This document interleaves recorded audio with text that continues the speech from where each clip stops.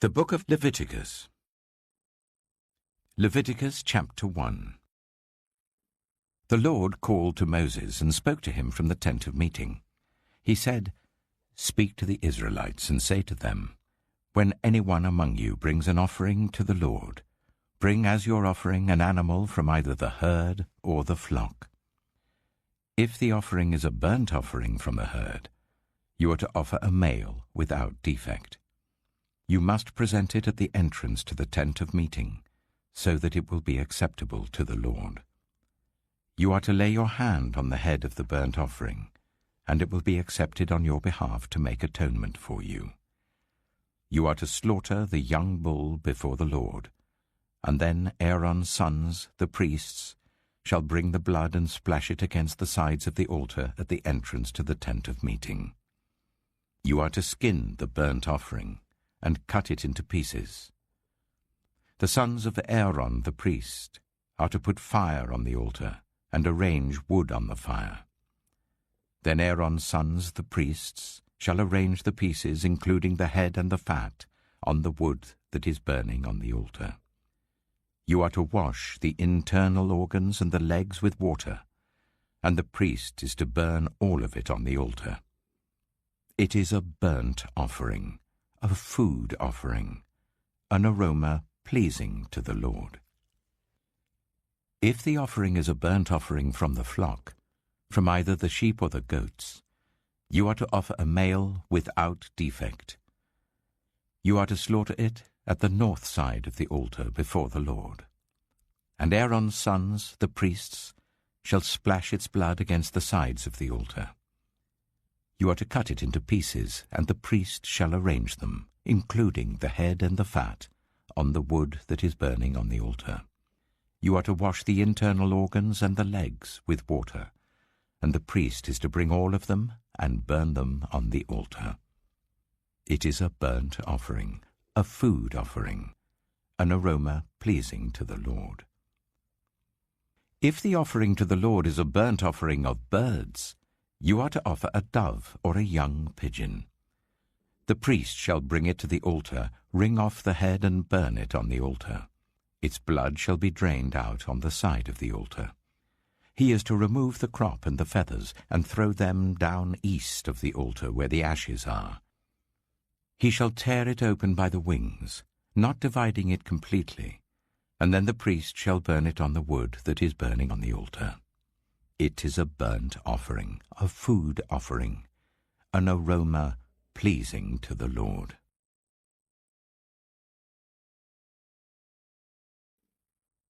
Leviticus chapter 2. When anyone brings a grain offering to the Lord, their offering is to be of the finest flour. They are to pour olive oil on it, put incense on it, and take it to Aaron's sons, the priests. The priest shall take a handful of the flour and oil, together with all the incense, and burn this as a memorial portion on the altar, a food offering, an aroma pleasing to the Lord. The rest of the grain offering belongs to Aaron and his sons. It is a most holy part of the food offerings presented to the Lord. If you bring a grain offering baked in an oven, it is to consist of the finest flour, either thick loaves made without yeast and with olive oil mixed in, or thin loaves made without yeast and brushed with olive oil. If your grain offering is prepared on a griddle, it is to be made of the finest flour mixed with oil and without yeast. Crumble it and pour oil on it. It is a grain offering. If your grain offering is cooked in a pan, it is to be made of the finest flour and some olive oil. Bring the grain offering made of these things to the Lord. Present it to the priest, who shall take it to the altar. He shall take out the memorial portion from the grain offering and burn it on the altar as a food offering, an aroma pleasing to the Lord. The rest of the grain offering belongs to Aaron and his sons. It is a most holy part of the food offerings presented to the Lord. Every grain offering you bring to the Lord must be made without yeast. For you are not to burn any yeast or honey in a food offering presented to the Lord. You may bring them to the Lord as an offering of the first fruits, but they are not to be offered on the altar as a pleasing aroma. Season all your grain offerings with salt. Do not leave the salt of the covenant of your God out of your grain offerings. Add salt to all your offerings. If you bring a grain offering of first fruits to the Lord, offer crushed heads of new grain roasted in the fire. Put oil and incense on it. It is a grain offering. The priest shall burn the memorial portion of the crushed grain and the oil, together with all the incense, as a food offering presented to the Lord.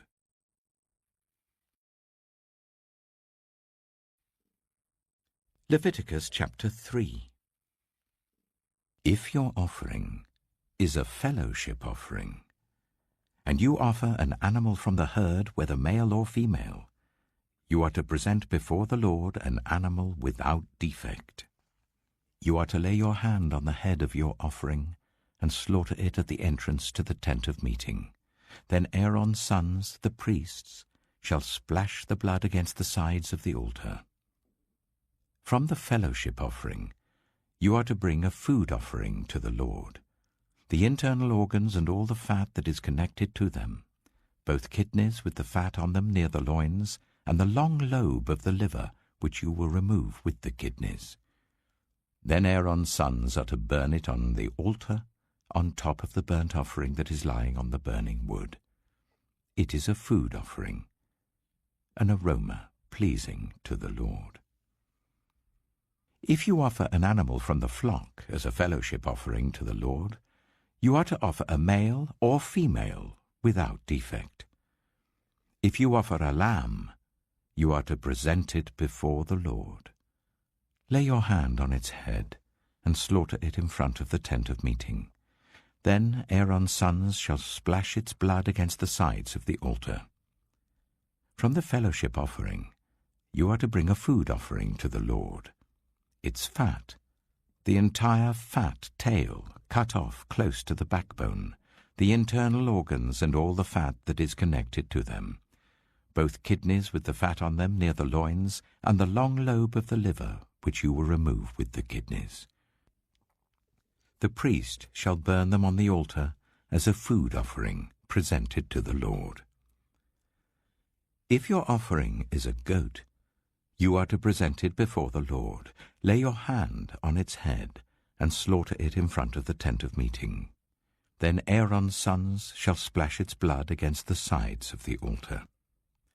From what you offer, you are to present this food offering to the Lord, the internal organs and all the fat that is connected to them, both kidneys with the fat on them near the loins, and the long lobe of the liver, which you will remove with the kidneys. The priest shall burn them on the altar as a food offering, a pleasing aroma. All the fat is the Lord's. This is a lasting ordinance for the generations to come wherever you live. You must not eat any fat or any blood.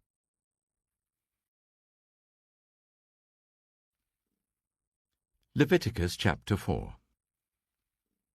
The Lord said to Moses, "Say to the Israelites, when anyone sins unintentionally and does what is forbidden in any of the Lord's commands, if the anointed priest sins, bringing guilt on the people, he must bring to the Lord a young bull without defect as a sin offering for the sin he has committed. He is to present the bull at the entrance to the tent of meeting before the Lord. He is to lay his hand on its head and slaughter it there before the Lord. Then the anointed priest shall take some of the bull's blood and carry it to the tent of meeting.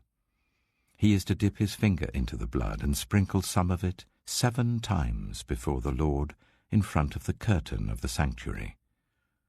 The priest shall then put some of the blood on the horns of the altar of fragrant incense that is before the Lord in the tent of meeting.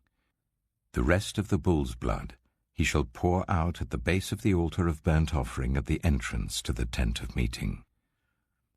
He shall remove all the fat from the bull of the sin offering, all the fat that is connected to the internal organs, both kidneys with the fat on them near the loins, and the long lobe of the liver which he will remove with the kidneys, just as the fat is removed from the ox sacrificed as a fellowship offering. Then the priest shall burn them on the altar of burnt offering, but the hide of the bull and all its flesh, as well as the head and legs, the internal organs and the intestines, that is, all the rest of the bull, he must take outside the camp to a place ceremonially clean, where the ashes are thrown, and burn it there in a wood fire on the ash heap. If the whole Israelite community sins unintentionally, and does what is forbidden in any of the Lord's commands, even though the community is unaware of the matter, when they realize their guilt and the sin they committed becomes known, the assembly must bring a young bull as a sin offering and present it before the tent of meeting. The elders of the community are to lay their hands on the bull's head before the Lord, and the bull shall be slaughtered before the Lord. Then the anointed priest is to take some of the bull's blood into the tent of meeting. He shall dip his finger into the blood and sprinkle it before the Lord 7 times in front of the curtain. He is to put some of the blood on the horns of the altar that is before the Lord in the tent of meeting. The rest of the blood he shall pour out at the base of the altar of burnt offering at the entrance to the tent of meeting. He shall remove all the fat from it and burn it on the altar, and do with this bull just as he did with the bull for the sin offering. In this way the priest will make atonement for the community, and they will be forgiven. Then he shall take the bull outside the camp and burn it as he burned the first bull. This is the sin offering for the community. When a leader sins unintentionally and does what is forbidden in any of the commands of the Lord his God, when he realizes his guilt and the sin he has committed becomes known, he must bring as his offering a male goat without defect. He is to lay his hand on the goat's head and slaughter it at the place where the burnt offering is slaughtered before the Lord. It is a sin offering. Then the priest shall take some of the blood of the sin offering with his finger, and put it on the horns of the altar of burnt offering, and pour out the rest of the blood at the base of the altar. He shall burn all the fat on the altar as he burned the fat of the fellowship offering. In this way the priest will make atonement for the leader's sin, and he will be forgiven. If any member of the community sins unintentionally, and does what is forbidden in any of the Lord's commands, when they realize their guilt and the sin they have committed becomes known, they must bring as their offering for the sin they committed a female goat without defect. They are to lay their hand on the head of the sin offering and slaughter it at the place of the burnt offering. Then the priest is to take some of the blood with his finger and put it on the horns of the altar of burnt offering and pour out the rest of the blood at the base of the altar. They shall remove all the fat, just as the fat is removed from the fellowship offering, and the priest shall burn it on the altar as an aroma pleasing to the Lord. In this way the priest will make atonement for them, and they will be forgiven. If someone brings a lamb as their sin offering, they are to bring a female without defect. They are to lay their hand on its head and slaughter it for a sin offering at the place where the burnt offering is slaughtered. Then the priest shall take some of the blood of the sin offering with his finger and put it on the horns of the altar of burnt offering and pour out the rest of the blood at the base of the altar. They shall remove all the fat, just as the fat is removed from the lamb of the fellowship offering, and the priest shall burn it on the altar, on top of the food offerings presented to the Lord. In this way the priest will make atonement for them for the sin they have committed, and they will be forgiven.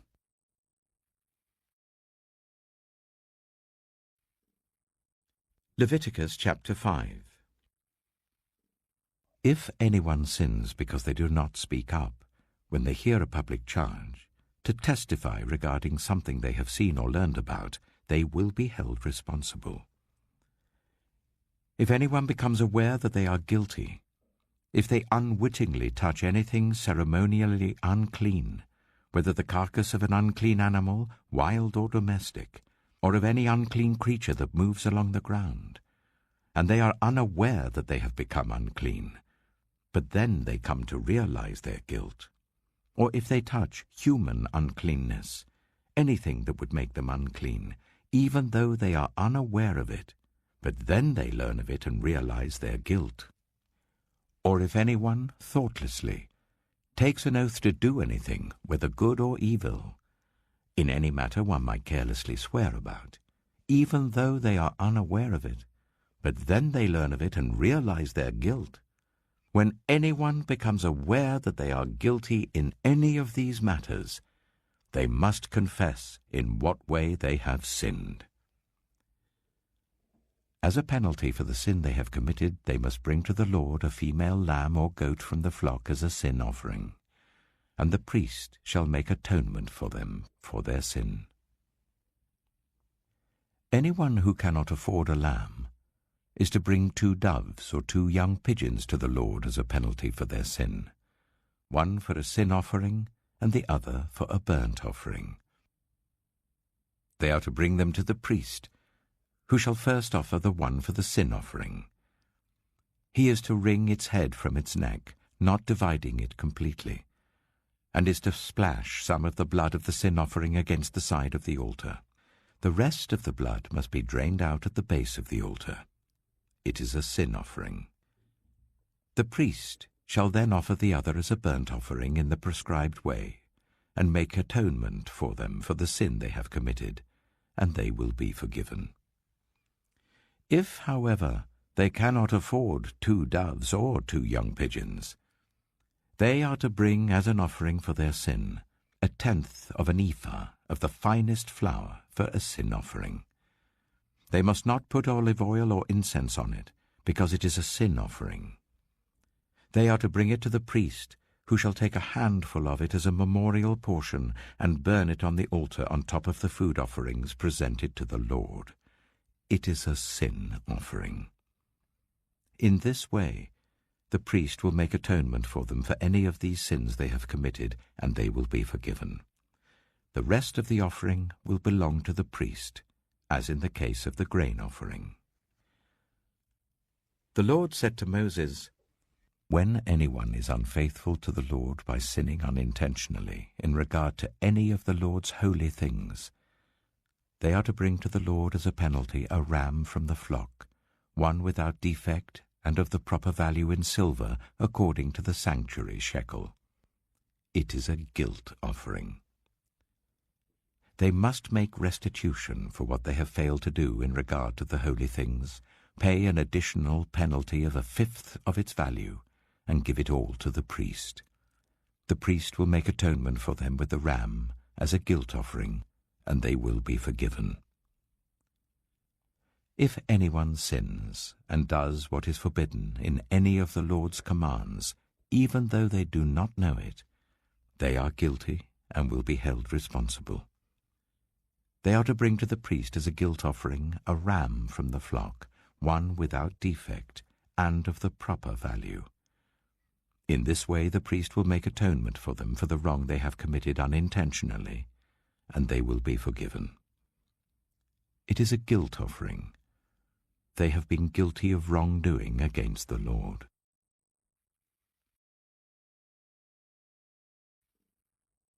Leviticus chapter 6. The Lord said to Moses, "If anyone sins and is unfaithful to the Lord by deceiving a neighbor about something entrusted to them, or left in their care, or about something stolen, or if they cheat their neighbor, or if they find lost property and lie about it, or if they swear falsely about any such sin that people may commit, when they sin in any of these ways and realize their guilt, they must return what they have stolen or taken by extortion, or what was entrusted to them, or the lost property they found, or whatever it was they swore falsely about. They must make restitution in full, add a fifth of the value to it and give it all to the owner on the day they present their guilt offering. And as a penalty, they must bring to the priest, that is, to the Lord, their guilt offering. A ram from the flock, one without defect and of the proper value. In this way the priest will make atonement for them before the Lord, and they will be forgiven for any of the things they did that made them guilty. The Lord said to Moses, "Give Aaron and his sons this command. These are the regulations for the burnt offering. The burnt offering is to remain on the altar hearth throughout the night till morning, and the fire must be kept burning on the altar. The priest shall then put on his linen clothes with linen undergarments next to his body, and shall remove the ashes of the burnt offering that the fire has consumed on the altar and place them beside the altar.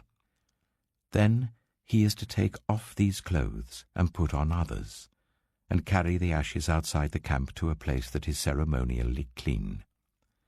The fire on the altar must be kept burning. It must not go out.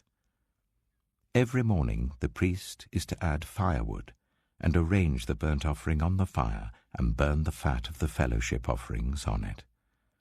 The fire must be kept burning on the altar continuously. It must not go out. These are the regulations for the grain offering.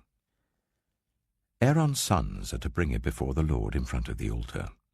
The priest is to take a handful of the finest flour and some olive oil, together with all the incense on the grain offering, and burn the memorial portion on the altar as an aroma pleasing to the Lord.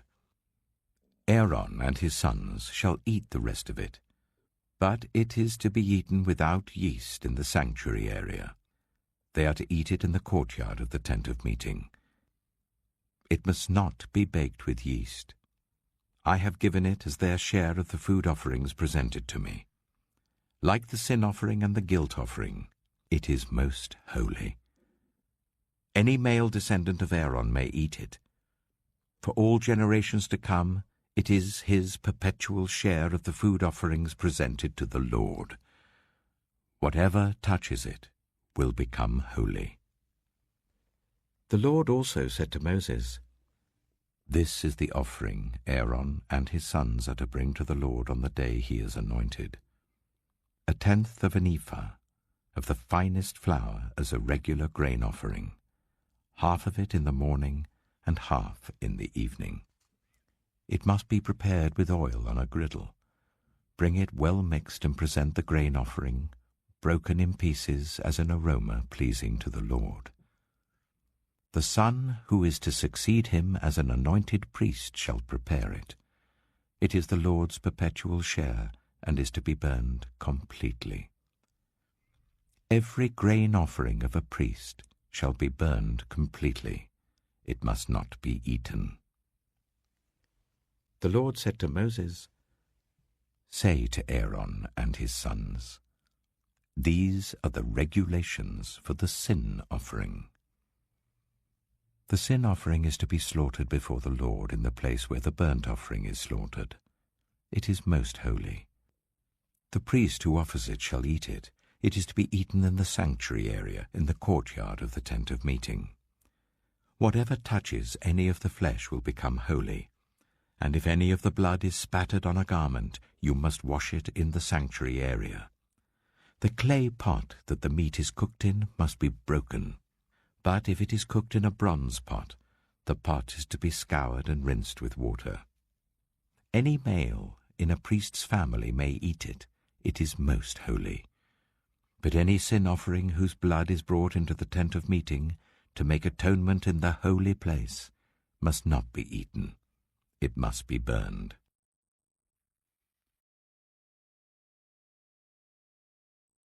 Leviticus chapter 7.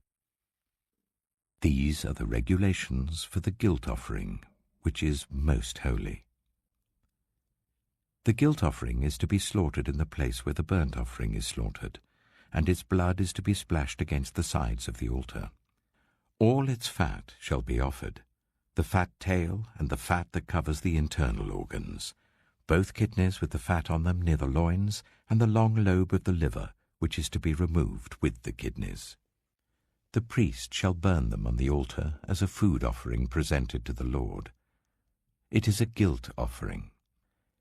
Any male in a priest's family may eat it, but it must be eaten in the sanctuary area.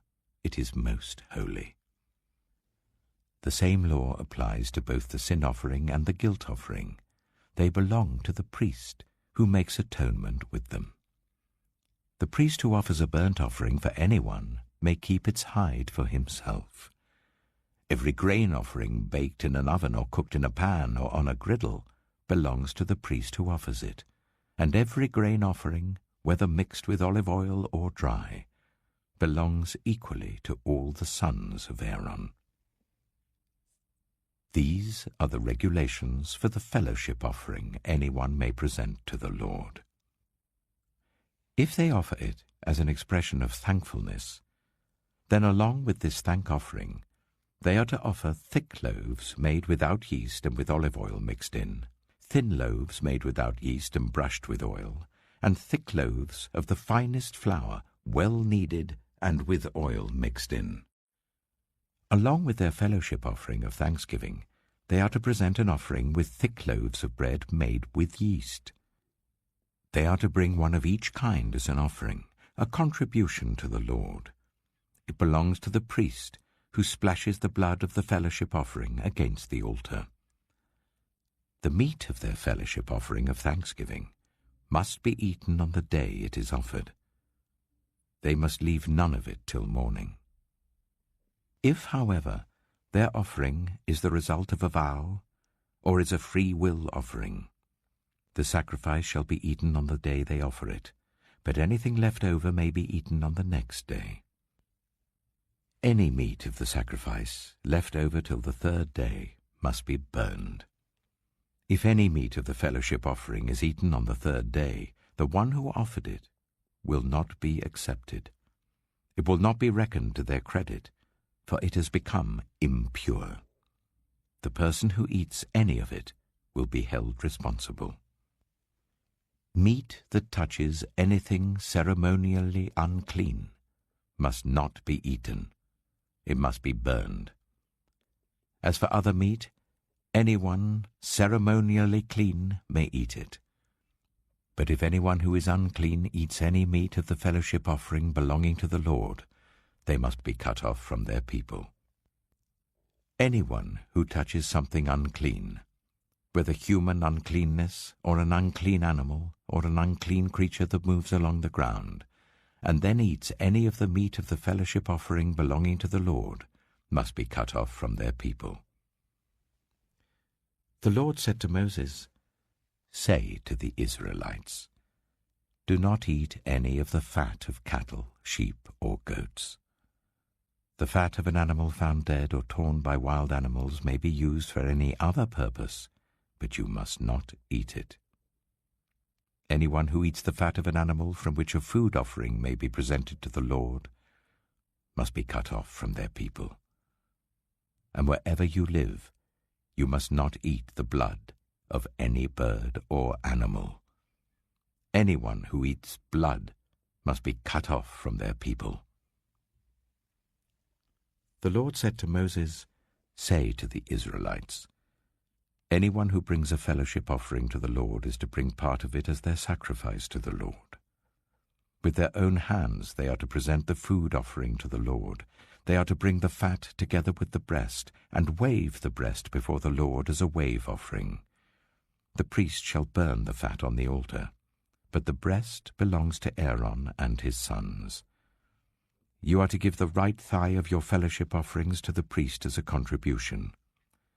The son of Aaron, who offers the blood and the fat of the fellowship offering, shall have the right thigh as his share. From the fellowship offerings of the Israelites, I have taken the breast that is waved and the thigh that is presented, and have given them to Aaron the priest and his sons as their perpetual share from the Israelites. This is the portion of the food offerings presented to the Lord that were allotted to Aaron and his sons on the day they were presented to serve the Lord as priests. On the day they were anointed, the Lord commanded that the Israelites give this to them as their perpetual share for the generations to come.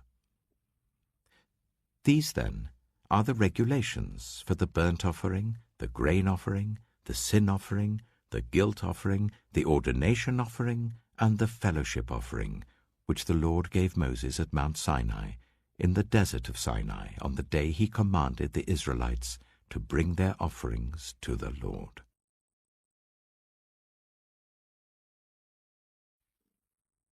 Leviticus chapter 8.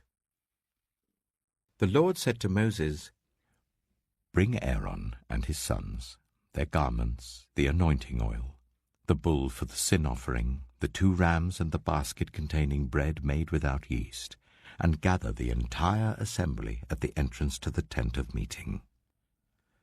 Moses did as the Lord commanded him, and the assembly gathered at the entrance to the tent of meeting. Moses said to the assembly, "This is what the Lord has commanded to be done." Then Moses brought Aaron and his sons forward and washed them with water. He put the tunic on Aaron, tied the sash around him, clothed him with the robe, and put the ephod on him. He also fastened the ephod with a decorative waistband which he tied round him. He placed the breastpiece on him and put the Urim and Thummim in the breastpiece.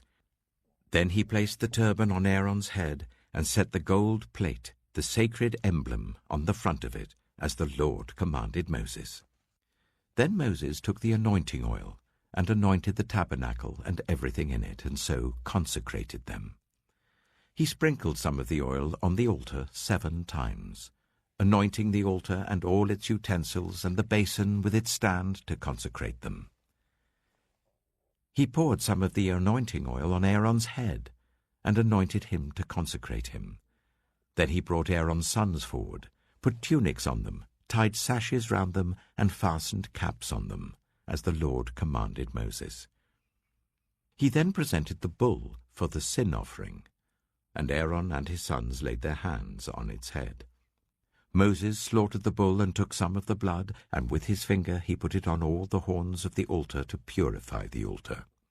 He poured out the rest of the blood at the base of the altar. So he consecrated it to make atonement for it.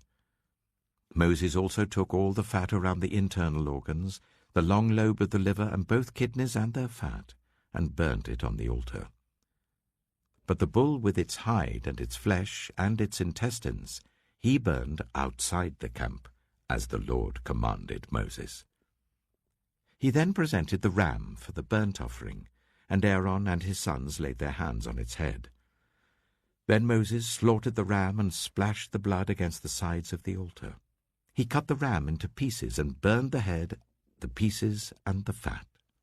He washed the internal organs and the legs with water and burned the whole ram on the altar. It was a burnt offering, a pleasing aroma, a food offering presented to the Lord, as the Lord commanded Moses. He then presented the other ram, the ram for the ordination, and Aaron and his sons laid their hands on its head. Moses slaughtered the ram and took some of its blood and put it on the lobe of Aaron's right ear, on the thumb of his right hand, and on the big toe of his right foot. Moses also brought Aaron's sons forward and put some of the blood on the lobes of their right ears, on the thumbs of their right hands, and on the big toes of their right feet. Then he splashed blood against the sides of the altar. After that he took the fat tail, all the fat around the internal organs, the long lobe of the liver, both kidneys and their fat, and the right thigh. And from the basket of bread made without yeast, which was before the Lord, he took 1 thick loaf, 1 thick loaf with olive oil mixed in, and 1 thin loaf, and he put these on the fat portions and on the right thigh. He put all these in the hands of Aaron and his sons, and they waved them before the Lord as a wave offering. Then Moses took them from their hands and burned them on the altar on top of the burnt offering as an ordination offering, a pleasing aroma, a food offering presented to the Lord. Moses also took the breast, which was his share of the ordination ram, and waved it before the Lord as a wave offering, as the Lord commanded Moses.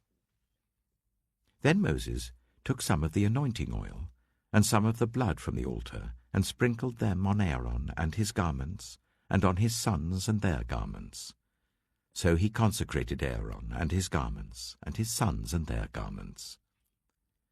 Moses then said to Aaron and his sons, "Cook the meat at the entrance to the tent of meeting, and eat it there with the bread from the basket of ordination offerings, as I was commanded. Aaron and his sons are to eat it. Then burn the rest of the meat and the bread. Do not leave the entrance to the tent of meeting for 7 days, until the days of your ordination are completed, for your ordination will last 7 days. What has been done today was commanded by the Lord to make atonement for you. You must stay at the entrance to the tent of meeting, day and night, for 7 days, and do what the Lord requires, so that you will not die. For that is what I have been commanded." So Aaron and his sons did everything the Lord commanded through Moses.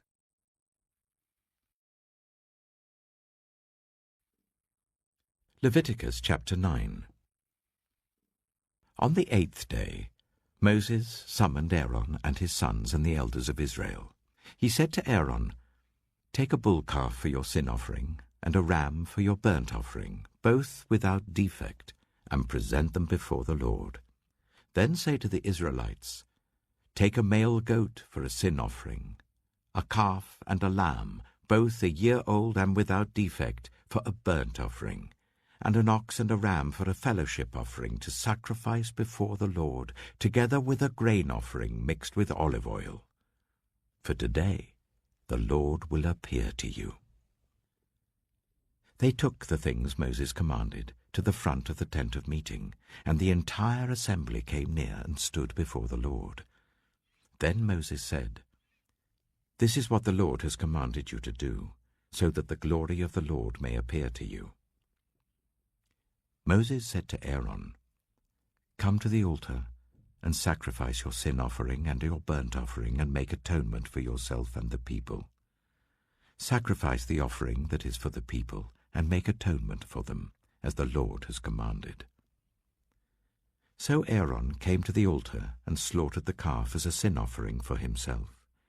His sons brought the blood to him, and he dipped his finger into the blood and put it on the horns of the altar. The rest of the blood he poured out at the base of the altar. On the altar he burned the fat, the kidneys, and the long lobe of the liver from the sin offering, as the Lord commanded Moses. The flesh and the hide he burned outside the camp. Then he slaughtered the burnt offering. His sons handed him the blood, and he splashed it against the sides of the altar. They handed him the burnt offering, piece by piece, including the head, and he burned them on the altar. He washed the internal organs and the legs and burned them on top of the burnt offering on the altar. Aaron then brought the offering that was for the people. He took the goat for the people's sin offering, and slaughtered it and offered it for a sin offering, as he did with the first one.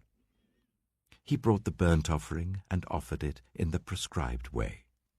He also brought the grain offering, took a handful of it and burned it on the altar in addition to the morning's burnt offering. He slaughtered the ox and the ram as the fellowship offering for the people. His sons handed him the blood, and he splashed it against the sides of the altar. But the fat portions of the ox and the ram, the fat tail, the layer of fat, the kidneys, and the long lobe of the liver, these they laid on the breasts. And then Aaron burned the fat on the altar. Aaron waved the breasts and the right thigh before the Lord as a wave offering, as Moses commanded. Then Aaron lifted his hands towards the people and blessed them. And having sacrificed the sin offering, the burnt offering, and the fellowship offering, he stepped down. Moses and Aaron then went into the tent of meeting. When they came out, they blessed the people, and the glory of the Lord appeared to all the people.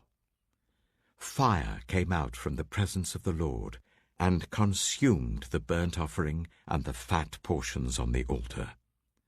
And when all the people saw it, they shouted for joy and fell face down.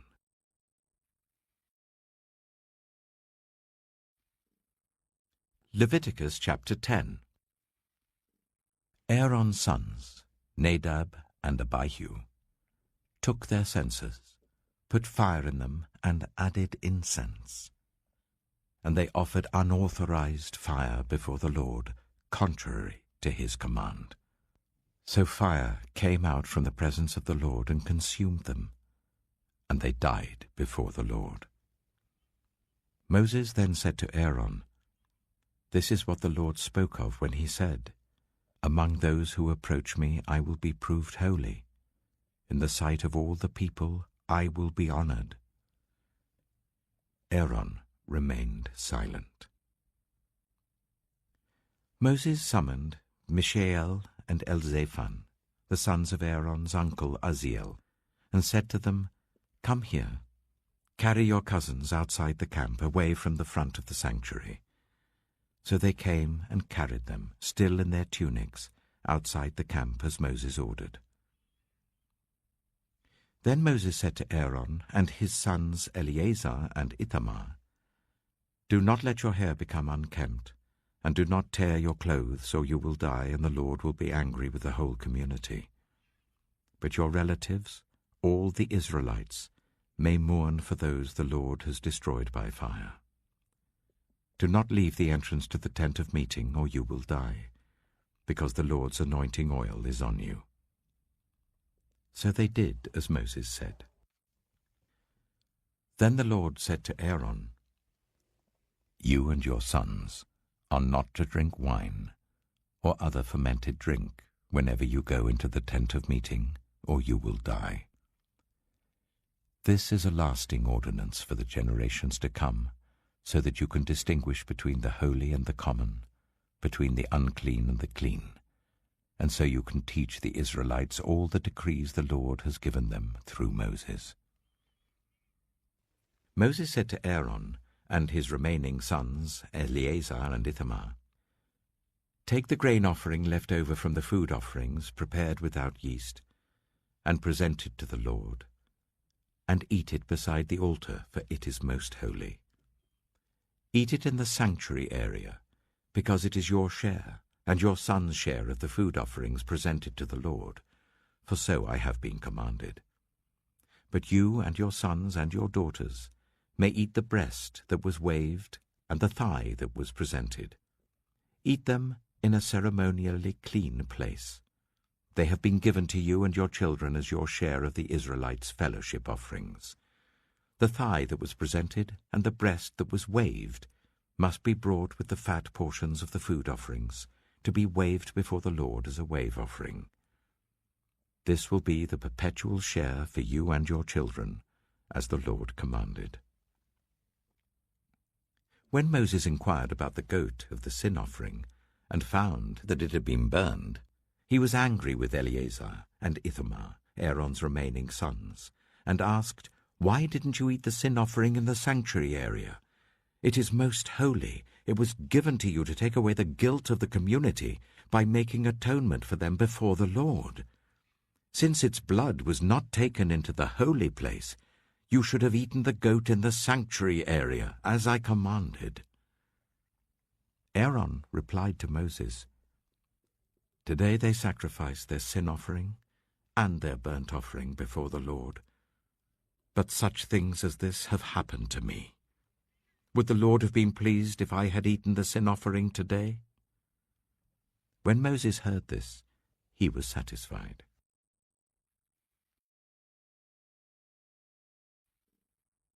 Leviticus chapter 11. The Lord said to Moses and Aaron, "Say to the Israelites, of all the animals that live on land, these are the ones you may eat. You may eat any animal that has a divided hoof and that chews the cud. There are some that only chew the cud or only have a divided hoof, but you must not eat them. The camel, though it chews the cud, does not have a divided hoof. It is ceremonially unclean for you. The hyrax, though it chews the cud, does not have a divided hoof, it is unclean for you. The rabbit, though it chews the cud, does not have a divided hoof, it is unclean for you. And the pig, though it has a divided hoof, does not chew the cud, it is unclean for you. You must not eat their meat or touch their carcasses, they are unclean for you. Of all the creatures living in the water of the seas and the streams, you may eat any that have fins and scales. But all creatures in the seas or streams that do not have fins and scales, whether among all the swarming things or among all the other living creatures in the water, you are to regard as unclean. And since you are to regard them as unclean, you must not eat their meat. You must regard their carcasses as unclean. Anything living in the water that does not have fins and scales is to be regarded as unclean by you. These are the birds you are to regard as unclean, and not eat, because they are unclean: the eagle, the vulture, the black vulture, the red kite, any kind of black kite, any kind of raven, the horned owl, the screech owl, the gull, any kind of hawk, the little owl, the cormorant, the great owl, the white owl, the desert owl, the osprey, the stork, any kind of heron, the hoopoe, and the bat. All flying insects that walk on all fours are to be regarded as unclean by you. There are, however, some flying insects that walk on all fours that you may eat, those that have jointed legs for hopping on the ground. Of these you may eat any kind of locust, cricket, cicada, or grasshopper. But all other flying insects that have 4 legs you are to regard as unclean. You will make yourselves unclean by these. Whoever touches their carcass will be unclean till evening. Whoever picks up one of their carcasses must wash their clothes, and they will be unclean till evening. Every animal that does not have a divided hoof, or that does not chew the cud, is unclean for you. Whoever touches the carcass of any of them will be unclean. Of all the animals that walk on all fours, those that walk on their paws are unclean for you. Whoever touches their carcasses will be unclean till evening. Anyone who picks up their carcasses must wash their clothes, and they will be unclean till evening. These animals are unclean for you. Of the animals that move along the ground, these are unclean for you: the weasel, the rat, any kind of great lizard, the gecko, the monitor lizard, the wall lizard, the skink, and the chameleon. Of all those that move along the ground, these are unclean for you. Whoever touches them when they are dead will be unclean till evening. When one of them dies and falls on something, that article, whatever its use, will be unclean, whether it is made of wood, cloth, hide, or sackcloth. Put it in water. It will be unclean till evening, and then it will be clean. If one of them falls into a clay pot, everything in it will be unclean, and you must break the pot.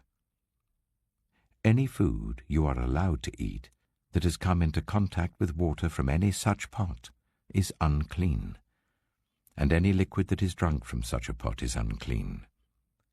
Anything that one of their carcasses falls on becomes unclean. An oven or cooking pot must be broken up. They are unclean, and you are to regard them as unclean. A spring, however, or a cistern for collecting water remains clean. But anyone who touches one of these carcasses is unclean. If a carcass falls on any seeds that are to be planted, they remain clean. But if water has been put on the seed and a carcass falls on it, it is unclean for you. If an animal that you are allowed to eat dies, anyone who touches its carcass will be unclean till evening. Anyone who eats some of its carcass must wash their clothes, and they will be unclean till evening. Anyone who picks up the carcass must wash their clothes, and they will be unclean till evening. every creature that moves along the ground is to be regarded as unclean. It is not to be eaten. You are not to eat any creature that moves along the ground, whether it moves on its belly or walks on all fours or on many feet. It is unclean. Do not defile yourselves by any of these creatures. Do not make yourselves unclean by means of them or be made unclean by them. I am the Lord your God. Consecrate yourselves and be holy, because I am holy. Do not make yourselves unclean by any creature that moves along the ground. I am the Lord, who brought you up out of Egypt to be your God. Therefore be holy, because I am holy. These are the regulations concerning animals, birds, every living thing that moves about in the water, and every creature that moves along the ground. You must distinguish between the unclean and the clean, between living creatures that may be eaten and those that may not be eaten.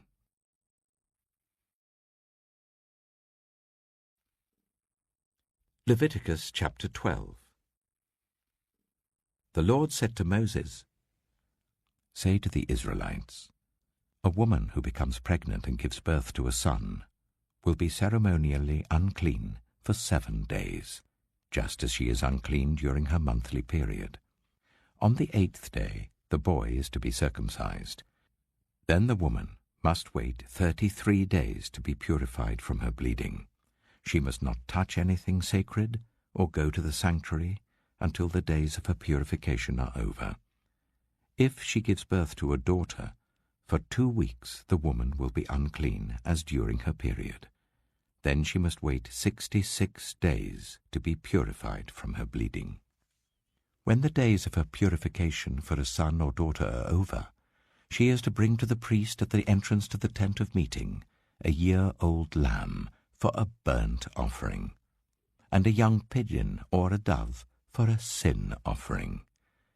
He shall offer them before the Lord to make atonement for her, and then she will be ceremonially clean from her flow of blood. These are the regulations for the woman who gives birth to a boy or a girl.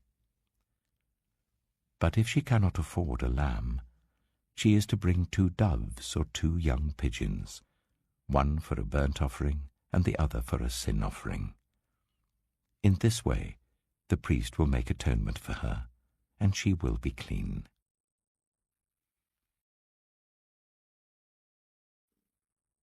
Leviticus chapter 13. The Lord said to Moses and Aaron, "When anyone has a swelling or a rash or a shiny spot on their skin that may be a defiling skin disease, they must be brought to Aaron the priest or to one of his sons who is a priest. The priest is to examine the sore on the skin, and if the hair in the sore has turned white, and the sore appears to be more than skin deep, it is a defiling skin disease. When the priest examines that person, he shall pronounce them ceremonially unclean. If the shiny spot on the skin is white but does not appear to be more than skin deep, and the hair in it has not turned white, the priest is to isolate the affected person for 7 days. On the 7th day, the priest is to examine them. And if he sees that the sore is unchanged and has not spread in the skin, he is to isolate them for another 7 days. On the 7th day, the priest is to examine them again. And if the sore has faded and has not spread in the skin, the priest shall pronounce them clean. It is only a rash. They must wash their clothes, and they will be clean. But if the rash does spread in their skin after they have shown themselves to the priest to be pronounced clean, they must appear before the priest again. The priest is to examine that person, and if the rash has spread in the skin, he shall pronounce them unclean. It is a defiling skin disease. When anyone has a defiling skin disease, they must be brought to the priest. The priest is to examine them, and if there is a white swelling in the skin that has turned the hair white, and if there is raw flesh in the swelling, It is a chronic skin disease, and the priest shall pronounce them unclean. He is not to isolate them, because they are already unclean. If the disease breaks out all over their skin, and so far as the priest can see, it covers all the skin of the affected person from head to foot, the priest is to examine them. And if the disease has covered their whole body, he shall pronounce them clean. Since it has all turned white, they are clean. But whenever raw flesh appears on them, they will be unclean. When the priest sees the raw flesh, he shall pronounce them unclean. The raw flesh is unclean. They have a defiling disease. If the raw flesh changes and turns white, they must go to the priest. The priest is to examine them, and if the sores have turned white, the priest shall pronounce the affected person clean. Then they will be clean. When someone has a boil on their skin and it heals, and in the place where the boil was a white swelling or reddish white spot appears, they must present themselves to the priest. The priest is to examine it, and if it appears to be more than skin deep and the hair in it has turned white, the priest shall pronounce that person unclean. It is a defiling skin disease that has broken out where the boil was. But if, when the priest examines it, there is no white hair in it, and it is not more than skin deep and has faded, then the priest is to isolate them for 7 days. If it is spreading in the skin, the priest shall pronounce them unclean. It is a defiling disease. But if the spot is unchanged and has not spread, it is only a scar from the boil, and the priest shall pronounce them clean. When someone has a burn on their skin, and a reddish-white or white spot appears in the raw flesh of the burn, the priest is to examine the spot, and if the hair in it has turned white, and it appears to be more than skin deep, it is a defiling disease that has broken out in the burn.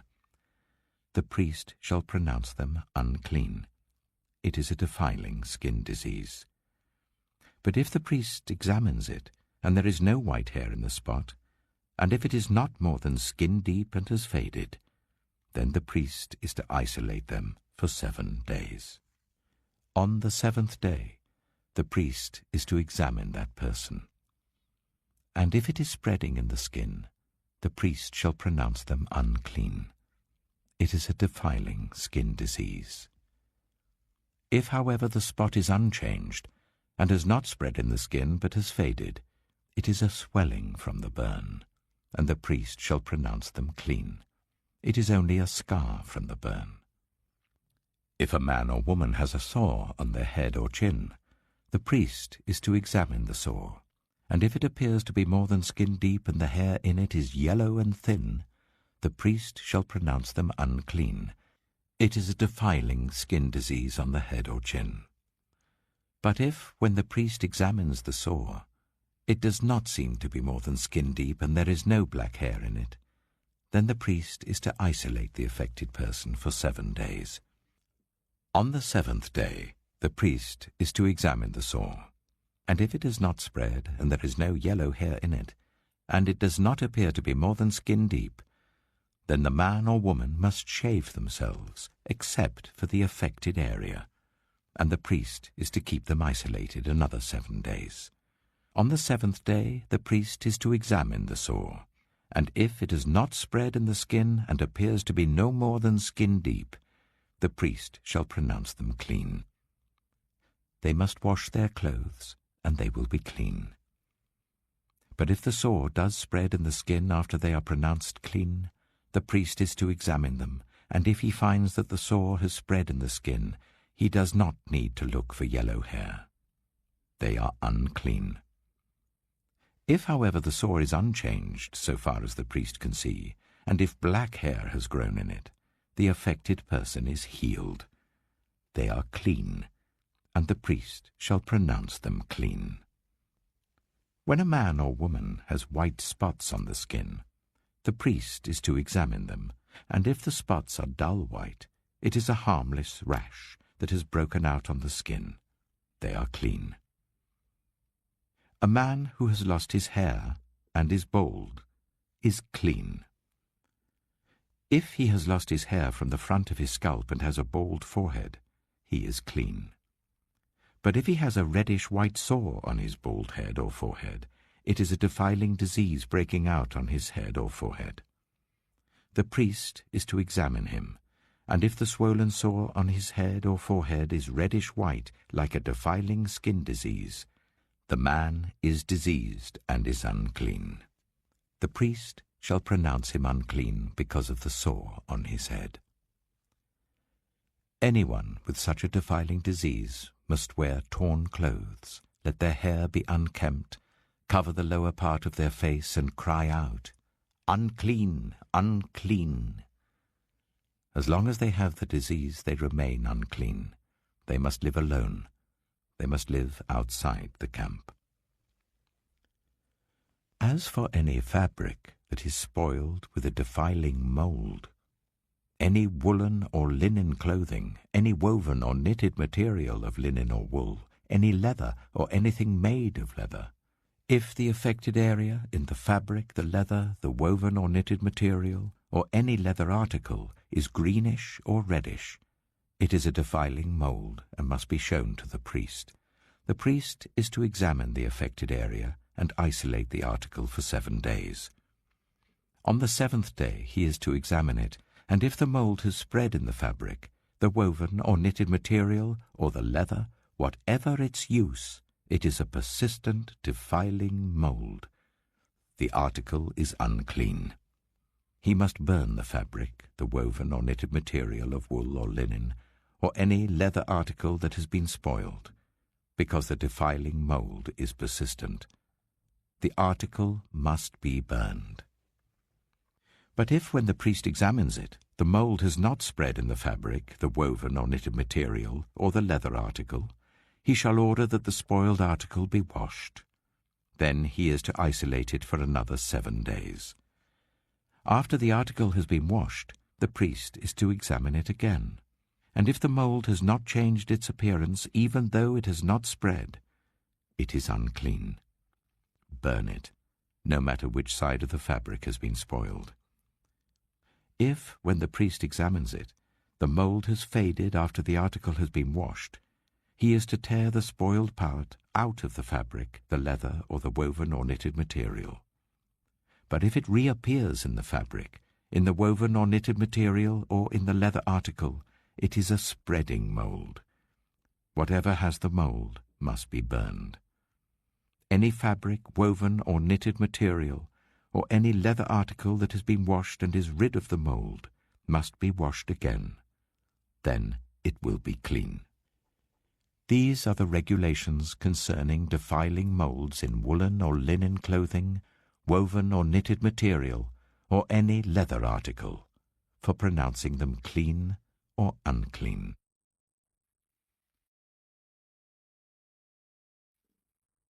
Leviticus chapter 14. The Lord said to Moses, "These are the regulations for any diseased person at the time of their ceremonial cleansing when they are brought to the priest. The priest is to go outside the camp and examine them. If they have been healed of their defiling skin disease, the priest shall order that 2 live clean birds and some cedar wood, scarlet yarn and hyssop be brought for the person to be cleansed. Then the priest shall order that one of the birds be killed over fresh water in a clay pot. He is then to take the live bird and dip it, together with the cedar wood, the scarlet yarn and the hyssop, into the blood of the bird that was killed over the fresh water. 7 times he shall sprinkle the one to be cleansed of the defiling disease, and then pronounce them clean. After that, he is to release the live bird in the open fields. The person to be cleansed must wash their clothes, shave off all their hair, and bathe with water. Then they will be ceremonially clean. After this they may come into the camp, but they must stay outside their tent for 7 days. On the 7th day they must shave off all their hair. They must shave their head, their beard, their eyebrows, and the rest of their hair. They must wash their clothes and bathe themselves with water, and they will be clean. On the 8th day, they must bring 2 male lambs and 1 ewe lamb, a year old, each without defect, along with 3/10 of an ephah of the finest flour mixed with olive oil for a grain offering, and 1 log of oil. The priest who pronounces them clean shall present both the one to be cleansed and their offerings before the Lord at the entrance to the tent of meeting. Then the priest is to take 1 of the male lambs and offer it as a guilt offering, along with the log of oil. He shall wave them before the Lord as a wave offering. He is to slaughter the lamb in the sanctuary area where the sin offering and the burnt offering are slaughtered. Like the sin offering, the guilt offering belongs to the priest. It is most holy. The priest is to take some of the blood of the guilt offering and put it on the lobe of the right ear of the one to be cleansed, on the thumb of their right hand, and on the big toe of their right foot.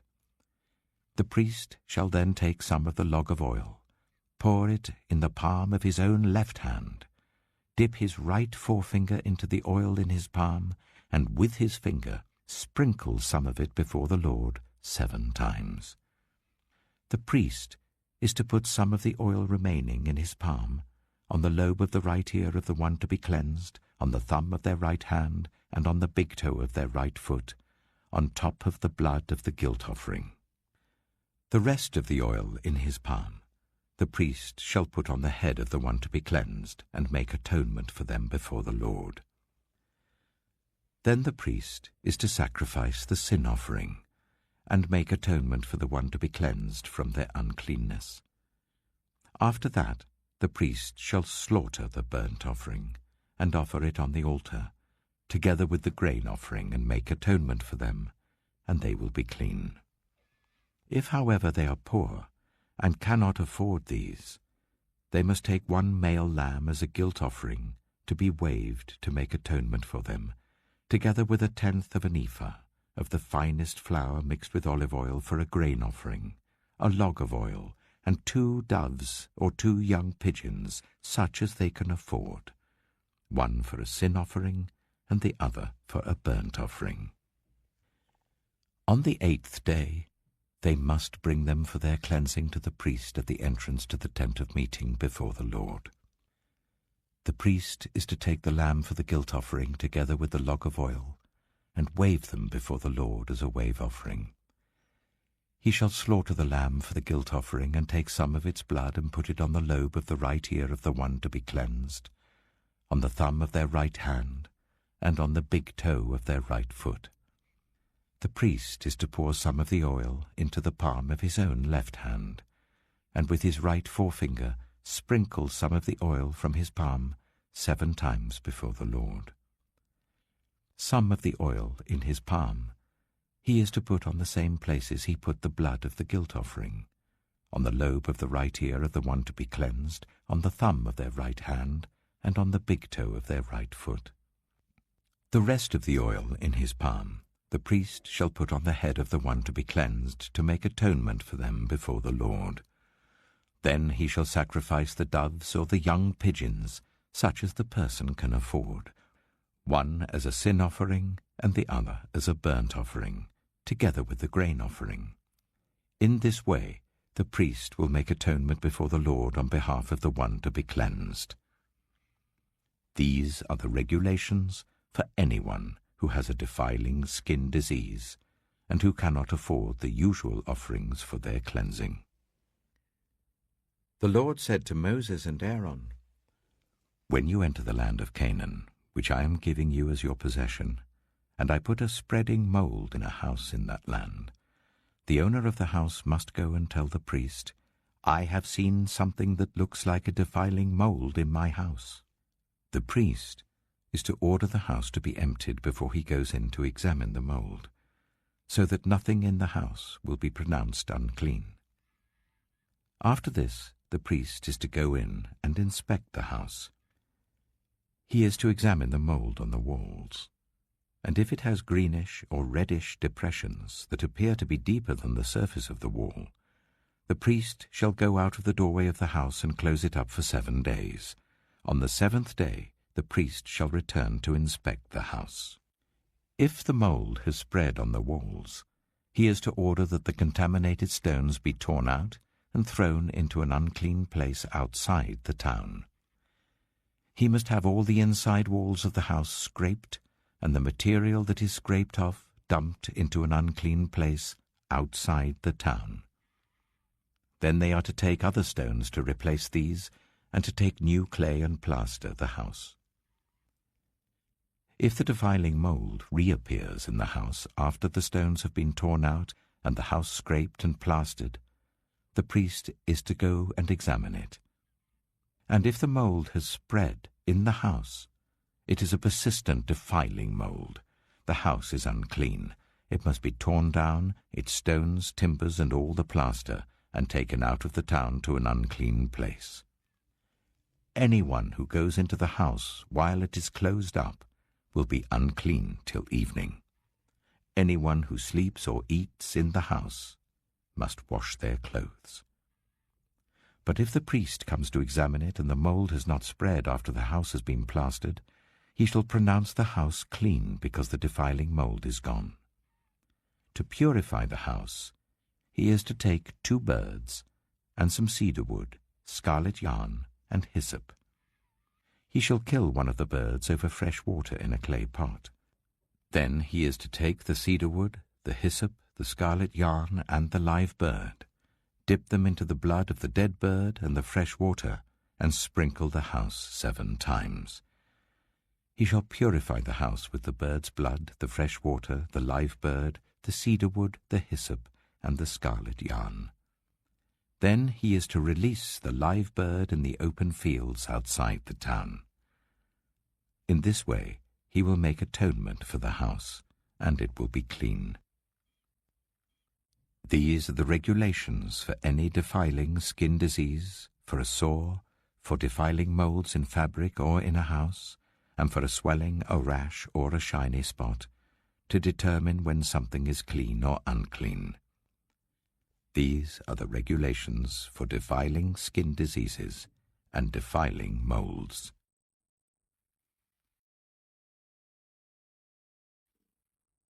Leviticus chapter 15. The Lord said to Moses and Aaron, "Speak to the Israelites and say to them, when any man has an unusual bodily discharge, such a discharge is unclean. Whether it continues flowing from his body or is blocked, it will make him unclean. This is how his discharge will bring about uncleanness. Any bed the man with a discharge lies on will be unclean, and anything he sits on will be unclean.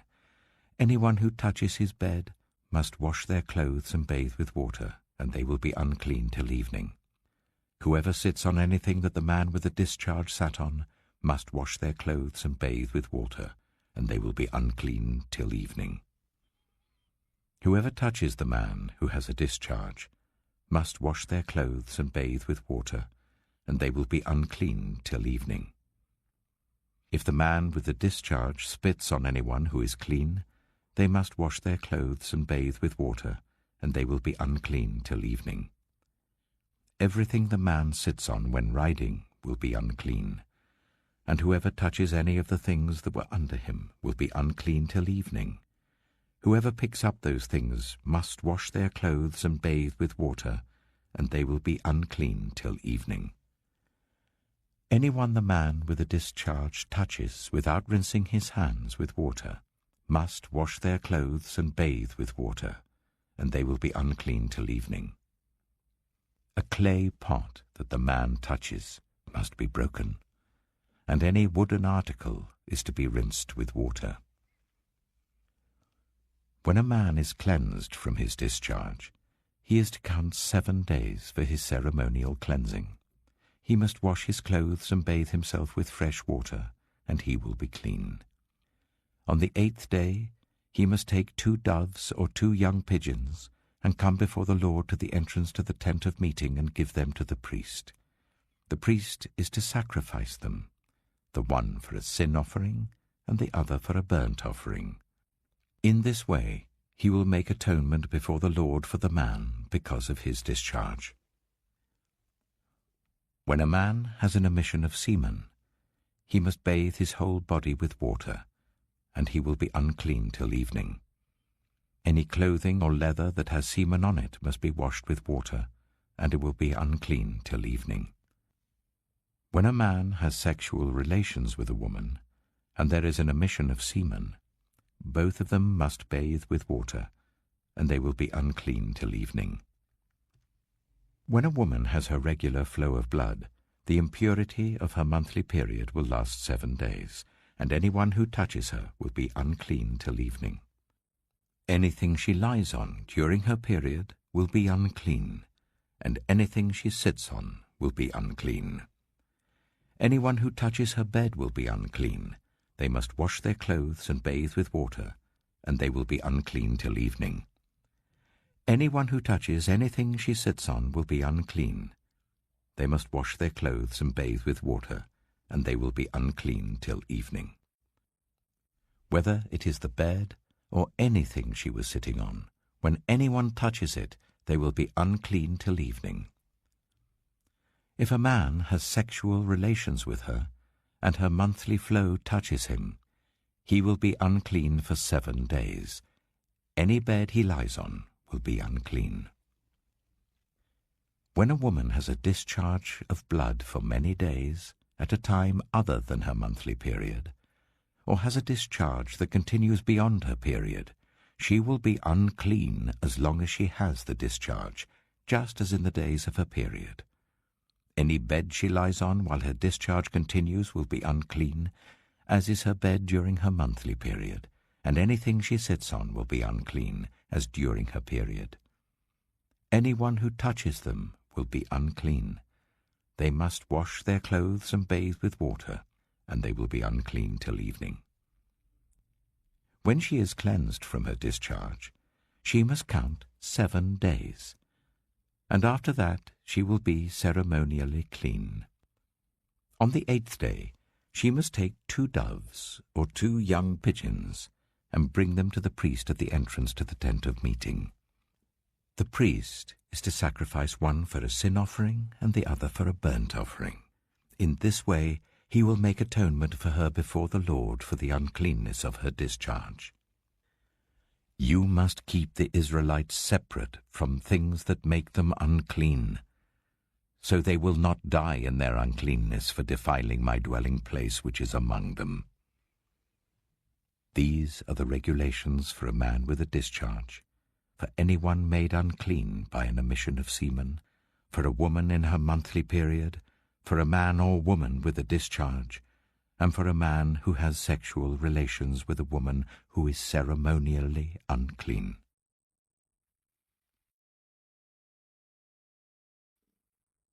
Leviticus chapter 16.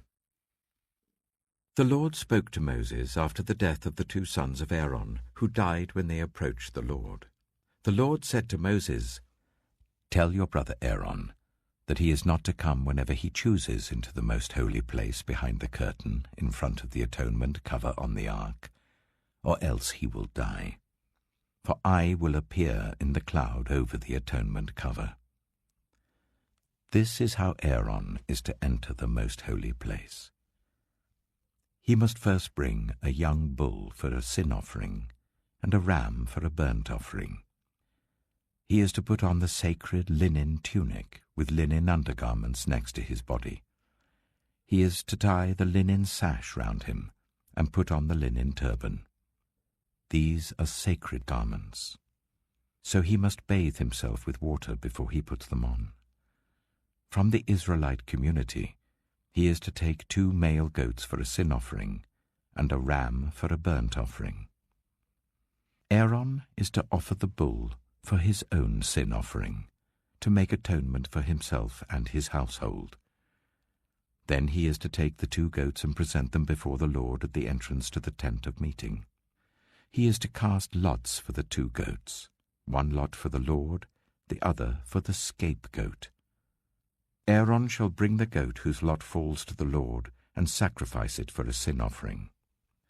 But the goat chosen by lot as the scapegoat shall be presented alive before the Lord, to be used for making atonement by sending it into the wilderness as a scapegoat. Aaron shall bring the bull for his own sin offering to make atonement for himself and his household, and he is to slaughter the bull for his own sin offering.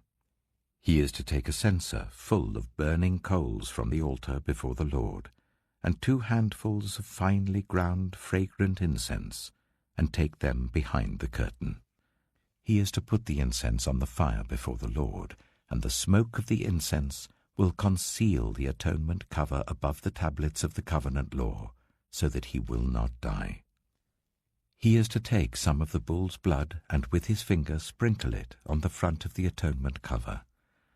Then he shall sprinkle some of it with his finger 7 times before the atonement cover.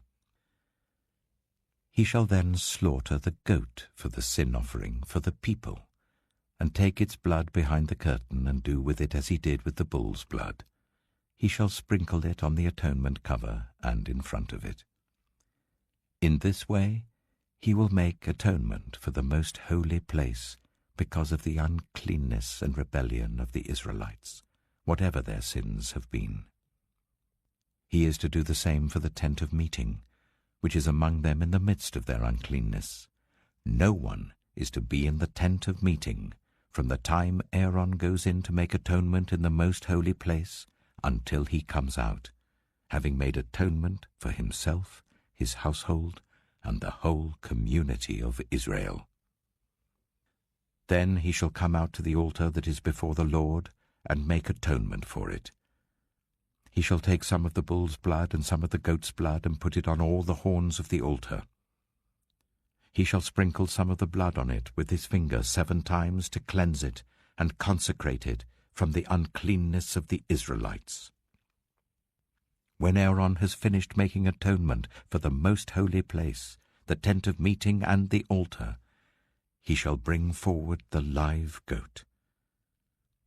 He is to lay both hands on the head of the live goat and confess over it all the wickedness and rebellion of the Israelites, all their sins, and put them on the goat's head. He shall send the goat away into the wilderness in the care of someone appointed for the task. The goat will carry on itself all their sins to a remote place, and the man shall release it in the wilderness. Then Aaron is to go into the tent of meeting and take off the linen garments he put on before he entered the most holy place, and he is to leave them there. He shall bathe himself with water in the sanctuary area and put on his ordinary garments. Then he shall come out and sacrifice the burnt offering for himself and the burnt offering for the people, to make atonement for himself and the people. He shall also burn the fat of the sin offering on the altar. The man who releases the goat as a scapegoat must wash his clothes and bathe himself with water. Afterwards he may come into the camp. The bull and the goat for the sin offerings, whose blood was brought into the most holy place to make atonement, must be taken outside the camp. Their hides, flesh, and intestines are to be burned. The man who burns them must wash his clothes and bathe himself with water. Afterwards he may come into the camp. This is to be a lasting ordinance for you.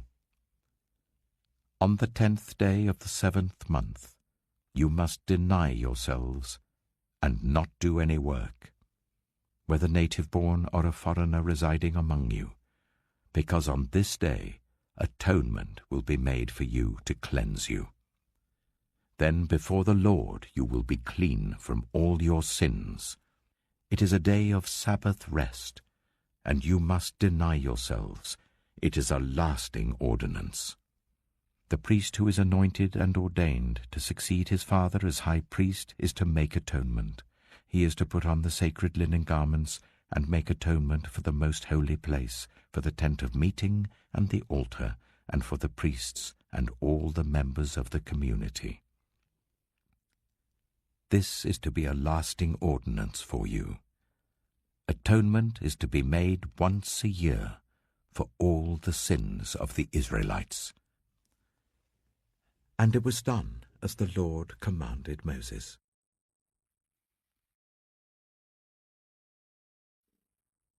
Leviticus chapter 17. The Lord said to Moses, "Speak to Aaron and his sons, and to all the Israelites, and say to them, This is what the Lord has commanded. Any Israelite who sacrifices an ox, a lamb, or a goat in the camp or outside it, instead of bringing it to the entrance to the tent of meeting to present it as an offering to the Lord in front of the tabernacle of the Lord, that person shall be considered guilty of bloodshed. They have shed blood and must be cut off from their people. This is so that the Israelites will bring to the Lord the sacrifices they are now making in the open fields. They must bring them to the priest, that is, to the Lord, at the entrance to the tent of meeting, and sacrifice them as fellowship offerings. The priest is to splash the blood against the altar of the Lord at the entrance to the tent of meeting, and burn the fat as an aroma pleasing to the Lord. They must no longer offer any of their sacrifices to the goat idols to whom they prostitute themselves. This is to be a lasting ordinance for them and for the generations to come. Say to them, Any Israelite or any foreigner residing among them who offers a burnt offering or sacrifice, and does not bring it to the entrance to the tent of meeting to sacrifice it to the Lord, must be cut off from the people of Israel. I will set my face against any Israelite or any foreigner residing among them who eats blood, and I will cut them off from the people. For the life of a creature is in the blood, and I have given it to you to make atonement for yourselves on the altar. It is the blood that makes atonement for one's life. Therefore I say to the Israelites, none of you may eat blood, nor may any foreigner residing among you eat blood. Any Israelite or any foreigner residing among you who hunts any animal or bird that may be eaten must drain out the blood and cover it with earth, because the life of every creature is its blood. That is why I have said to the Israelites, You must not eat the blood of any creature, because the life of every creature is its blood. Anyone who eats it must be cut off. Anyone, whether native-born or foreigner, who eats anything found dead or torn by wild animals, must wash their clothes and bathe with water, and they will be ceremonially unclean till evening. Then they will be clean. But if they do not wash their clothes and bathe themselves, they will be held responsible.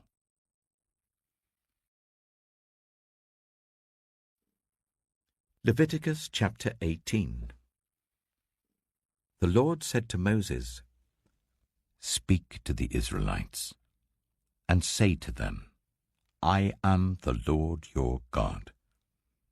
You must not do as they do in Egypt, where you used to live, and you must not do as they do in the land of Canaan, where I am bringing you. Do not follow their practices. You must obey my laws, and be careful to follow my decrees. I am the Lord your God. Keep my decrees and laws, for the person who obeys them will live by them. I am the Lord. No one is to approach any close relative to have sexual relations. I am the Lord. Do not dishonor your father by having sexual relations with your mother. She is your mother. Do not have relations with her. Do not have sexual relations with your father's wife. That would dishonor your father. Do not have sexual relations with your sister, either your father's daughter or your mother's daughter, whether she was born in the same home or elsewhere. Do not have sexual relations with your son's daughter or your daughter's daughter. That would dishonor you. Do not have sexual relations with the daughter of your father's wife born to your father. She is your sister. Do not have sexual relations with your father's sister. She is your father's close relative. Do not have sexual relations with your mother's sister, because she is your mother's close relative. Do not dishonor your father's brother by approaching his wife to have sexual relations. She is your aunt. Do not have sexual relations with your daughter-in-law. She is your son's wife. Do not have relations with her. Do not have sexual relations with your brother's wife. That would dishonor your brother. Do not have sexual relations with both a woman and her daughter. Do not have sexual relations with either her son's daughter or her daughter's daughter. They are her close relatives. That is wickedness. Do not take your wife's sister as a rival wife and have sexual relations with her while your wife is living. Do not approach a woman to have sexual relations during the uncleanness of her monthly period. Do not have sexual relations with your neighbor's wife and defile yourself with her. Do not give any of your children to be sacrificed to Moloch, for you must not profane the name of your God. I am the Lord. Do not have sexual relations with a man as one does with a woman. That is detestable. Do not have sexual relations with an animal and defile yourself with it. A woman must not present herself to an animal to have sexual relations with it. That is a perversion. Do not defile yourselves in any of these ways, because this is how the nations that I am going to drive out before you became defiled. Even the land was defiled, so I punished it for its sin, and the land vomited out its inhabitants. But you must keep my decrees and my laws. The native-born and the foreigners residing among you must not do any of these detestable things. For all these were done by the people who lived in the land before you, and the land became defiled. And if you defile the land, it will vomit you out as it vomited out the nations that were before you. Everyone who does any of these detestable things, such persons must be cut off from their people. Keep my requirements, and do not follow any of the detestable customs that were practiced before you came, and do not defile yourselves with them. I am the Lord your God.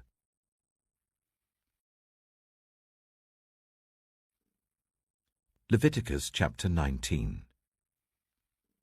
The Lord said to Moses, "Speak to the entire assembly of Israel, and say to them, Be holy, because I, the Lord your God, am holy. Each of you must respect your mother and father, and you must observe my Sabbaths. I am the Lord your God. Do not turn to idols or make metal gods for yourselves. I am the Lord your God. When you sacrifice a fellowship offering to the Lord, sacrifice it in such a way that it will be accepted on your behalf. It shall be eaten on the day you sacrifice it or on the next day. Anything left over until the third day must be burned. If any of it is eaten on the third day, it is impure and will not be accepted. Whoever eats it will be held responsible because they have desecrated what is holy to the Lord. They must be cut off from their people. When you reap the harvest of your land, do not reap to the very edges of your field, or gather the gleanings of your harvest. Do not go over your vineyard a second time, or pick up the grapes that have fallen. Leave them for the poor and the foreigner. I am the Lord your God. Do not steal. Do not lie. Do not deceive one another. Do not swear falsely by my name and so profane the name of your God. I am the Lord. Do not defraud or rob your neighbor. Do not hold back the wages of a hired worker overnight. Do not curse the deaf or put a stumbling block in front of the blind, but fear your God. I am the Lord. Do not pervert justice. Do not show partiality to the poor or favoritism to the great, but judge your neighbor fairly. Do not go about spreading slander among your people. Do not do anything that endangers your neighbor's life. I am the Lord. Do not hate a fellow Israelite in your heart. Rebuke your neighbor frankly, so that you will not share in their guilt.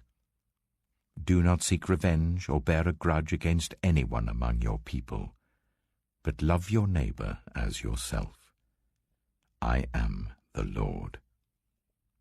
Keep my decrees. Do not mate different kinds of animals. Do not plant your field with two kinds of seed. Do not wear clothing woven of two kinds of material. If a man sleeps with a female slave who is promised to another man, but who has not been ransomed or given her freedom, there must be due punishment. Yet they are not to be put to death because she had not been freed. The man, however, must bring a ram to the entrance to the tent of meeting for a guilt offering to the Lord. With the ram of the guilt offering, the priest is to make atonement for him before the Lord for the sin he has committed, and his sin will be forgiven. When you enter the land and plant any kind of fruit tree, regard its fruit as forbidden. For 3 years you are to consider it forbidden. It must not be eaten.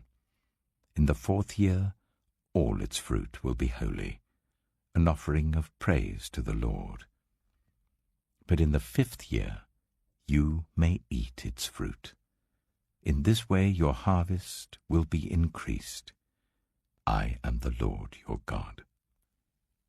Do not eat any meat with the blood still in it. Do not practice divination or seek omens. Do not cut the hair at the sides of your head or clip off the edges of your beard. Do not cut your bodies for the dead or put tattoo marks on yourselves. I am the Lord. Do not degrade your daughter by making her a prostitute, or the land will turn to prostitution and be filled with wickedness. Observe my Sabbaths and have reverence for my sanctuary. I am the Lord. Do not turn to mediums or seek out spiritists, for you will be defiled by them. I am the Lord your God. Stand up in the presence of the aged. Show respect for the elderly and revere your God. I am the Lord. When a foreigner resides among you in your land, do not ill-treat them. The foreigner residing among you must be treated as your native-born. Love them as yourself, for you were foreigners in Egypt. I am the Lord your God.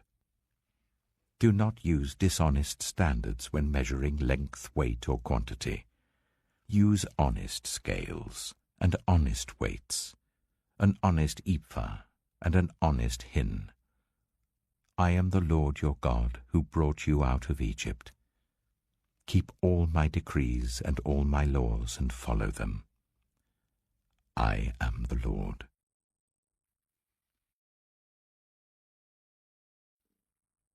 Leviticus chapter 20. The Lord said to Moses, Say to the Israelites, any Israelite or any foreigner residing in Israel who sacrifices any of his children to Moloch is to be put to death. The members of the community are to stone him. I myself will set my face against him and will cut him off from his people, for by sacrificing his children to Moloch he has defiled my sanctuary and profaned my holy name. If the members of the community close their eyes when that man sacrifices one of his children to Moloch, and if they fail to put him to death, I myself will set my face against him and his family, and will cut them off from their people, together with all who follow him in prostituting themselves to Moloch. I will set my face against anyone who turns to mediums and spiritists to prostitute themselves by following them, and I will cut them off from their people. Consecrate yourselves and be holy, because I am the Lord your God. Keep my decrees and follow them. I am the Lord who makes you holy. Anyone who curses their father or mother is to be put to death. Because they have cursed their father or mother, their blood will be on their own head. If a man commits adultery with another man's wife, with the wife of his neighbor, both the adulterer and the adulteress are to be put to death. If a man has sexual relations with his father's wife, he has dishonored his father. Both the man and the woman are to be put to death. Their blood will be on their own heads. If a man has sexual relations with his daughter-in-law, both of them are to be put to death. What they have done is a perversion. Their blood will be on their own heads.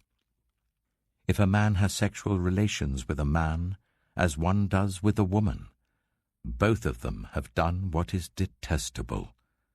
They are to be put to death. Their blood will be on their own heads. If a man marries both a woman and her mother, it is wicked. Both he and they must be burned in the fire, so that no wickedness will be among you. If a man has sexual relations with an animal, he is to be put to death, and you must kill the animal. If a woman approaches an animal to have sexual relations with it, kill both the woman and the animal. They are to be put to death. Their blood will be on their own heads. If a man marries his sister, the daughter of either his father or his mother, and they have sexual relations, it is a disgrace. They are to be publicly removed from their people. He has dishonored his sister and will be held responsible. If a man has sexual relations with a woman during her monthly period, he has exposed the source of her flow, and she has also uncovered it. Both of them are to be cut off from their people. Do not have sexual relations with the sister of either your mother or your father, for that would dishonor a close relative. Both of you will be held responsible. If a man has sexual relations with his aunt, he has dishonored his uncle. They will be held responsible. They will die childless. If a man marries his brother's wife, it is an act of impurity. He has dishonored his brother. They will be childless. Keep all my decrees and laws and follow them, so that the land where I am bringing you to live may not vomit you out. You must not live according to the customs of the nations I am going to drive out before you. Because they did all these things, I abhorred them. But I said to you, you will possess their land. I will give it to you as an inheritance, a land flowing with milk and honey. I am the Lord your God, who has set you apart from the nations. You must therefore make a distinction between clean and unclean animals, and between unclean and clean birds. Do not defile yourselves by any animal or bird or anything that moves along the ground. Those that I have set apart as unclean for you. You are to be holy to me because I, the Lord, am holy, and I have set you apart from the nations to be my own. A man or woman who is a medium or spiritist among you must be put to death. You are to stone them. Their blood will be on their own heads.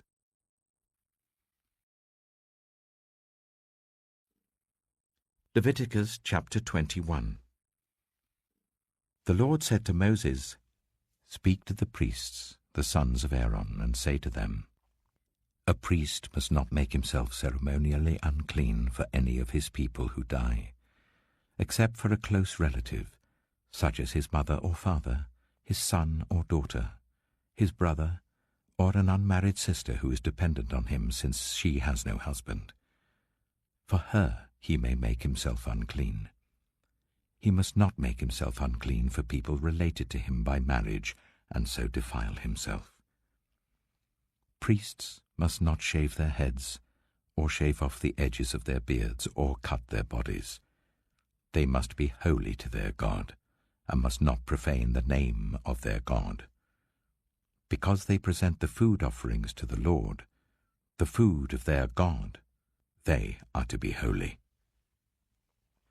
They must not marry women defiled by prostitution or divorced from their husbands, because priests are holy to their God. Regard them as holy, because they offer up the food of your God. Consider them holy, because I, the Lord, am holy, I who make you holy. If a priest's daughter defiles herself by becoming a prostitute, she disgraces her father. She must be burned in the fire. The high priest, the one among his brothers who has had the anointing oil poured on his head and who has been ordained to wear the priestly garments, must not let his hair become unkempt or tear his clothes.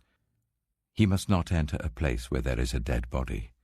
He must not make himself unclean even for his father or mother, nor leave the sanctuary of his God or desecrate it, because he has been dedicated by the anointing oil of his God. I am the Lord. The woman he marries must be a virgin. He must not marry a widow, a divorced woman, or a woman defiled by prostitution, but only a virgin from his own people, so that he will not defile his offspring among his people. I am the Lord who makes him holy. The Lord said to Moses, Say to Aaron, For the generations to come none of your descendants who has a defect may come near to offer the food of his God. No man who has any defect may come near, no man who is blind or lame, disfigured or deformed, no man with a crippled foot or hand, or who is a hunchback or a dwarf, or who has any eye defect, or who has festering or running sores or damaged testicles. No descendant of Aaron the priest who has any defect is to come near to present the food offerings to the Lord. He has a defect. He must not come near to offer the food of his God. He may eat the most holy food of his God, as well as the holy food. Yet because of his defect, he must not go near the curtain or approach the altar, and so desecrate my sanctuary. I am the Lord who makes them holy. So Moses told this to Aaron and his sons and to all the Israelites.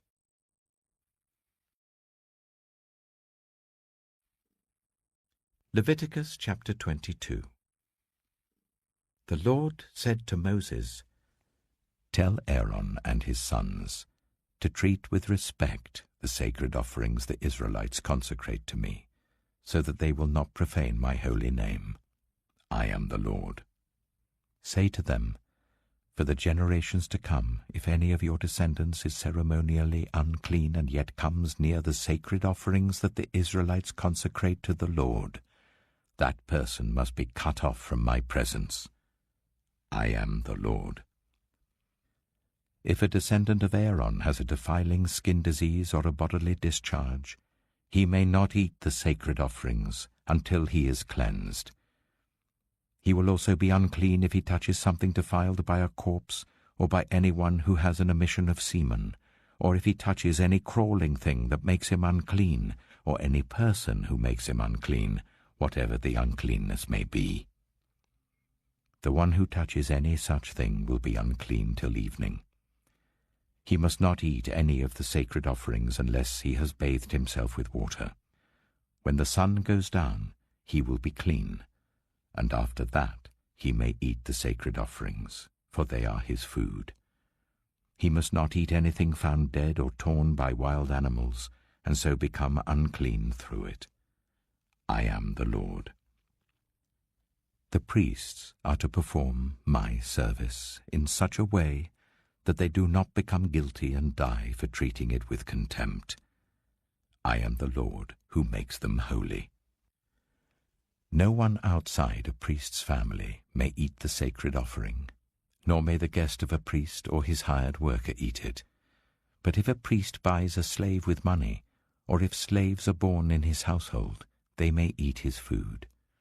If a priest's daughter marries anyone other than a priest, she may not eat any of the sacred contributions. But if a priest's daughter becomes a widow or is divorced, yet has no children, and she returns to live in her father's household as in her youth, she may eat her father's food. No unauthorized person, however, may eat it. Anyone who eats a sacred offering by mistake must make restitution to the priest for the offering and add 1/5 of the value to it. The priests must not desecrate the sacred offerings the Israelites present to the Lord by allowing them to eat the sacred offerings and so bring upon them guilt requiring payment. I am the Lord who makes them holy. The Lord said to Moses, Speak to Aaron and his sons and to all the Israelites, and say to them, If any of you, whether an Israelite or a foreigner residing in Israel, presents a gift for a burnt offering to the Lord, either to fulfill a vow or as a free will offering, you must present a male without defect from the cattle, sheep, or goats, in order that it may be accepted on your behalf. Do not bring anything with a defect, because it will not be accepted on your behalf. When anyone brings from the herd or flock a fellowship offering to the Lord, to fulfill a special vow or as a free will offering, it must be without defect or blemish to be acceptable. Do not offer to the Lord the blind, the injured, or the maimed, or anything with warts or festering or running sores. Do not place any of these on the altar as a food offering presented to the Lord. You may, however, present as a free will offering an ox or a sheep that is deformed or stunted, but it will not be accepted in fulfillment of a vow. You must not offer to the Lord an animal whose testicles are bruised, crushed, torn, or cut. You must not do this in your own land, and you must not accept such animals from the hand of a foreigner and offer them as the food of your God. They will not be accepted on your behalf, because they are deformed and have defects. The Lord said to Moses, When a calf, a lamb, or a goat is born, it is to remain with its mother for 7 days. From the 8th day on, it will be acceptable as a food offering presented to the Lord. Do not slaughter a cow or a sheep and its young on the same day. When you sacrifice a thank offering to the Lord, sacrifice it in such a way that it will be accepted on your behalf. It must be eaten that same day. Leave none of it till morning. I am the Lord. Keep my commands and follow them. I am the Lord. Do not profane my holy name, for I must be acknowledged as holy by the Israelites. I am the Lord who made you holy, and who brought you out of Egypt to be your God. I am the Lord.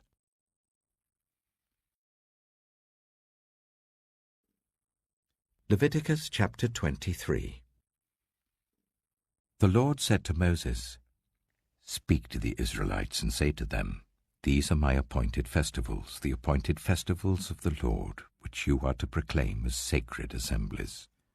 There are 6 days when you may work, but the 7th day is a day of Sabbath rest, a day of sacred assembly. You are not to do any work. Wherever you live, it is a Sabbath to the Lord. These are the Lord's appointed festivals, the sacred assemblies you are to proclaim at their appointed times. The Lord's Passover begins at twilight on the 14th day of the first month. On the 15th day of that month, the Lord's festival of unleavened bread begins. For 7 days you must eat bread made without yeast. On the first day hold a sacred assembly, and do not do any of your ordinary work.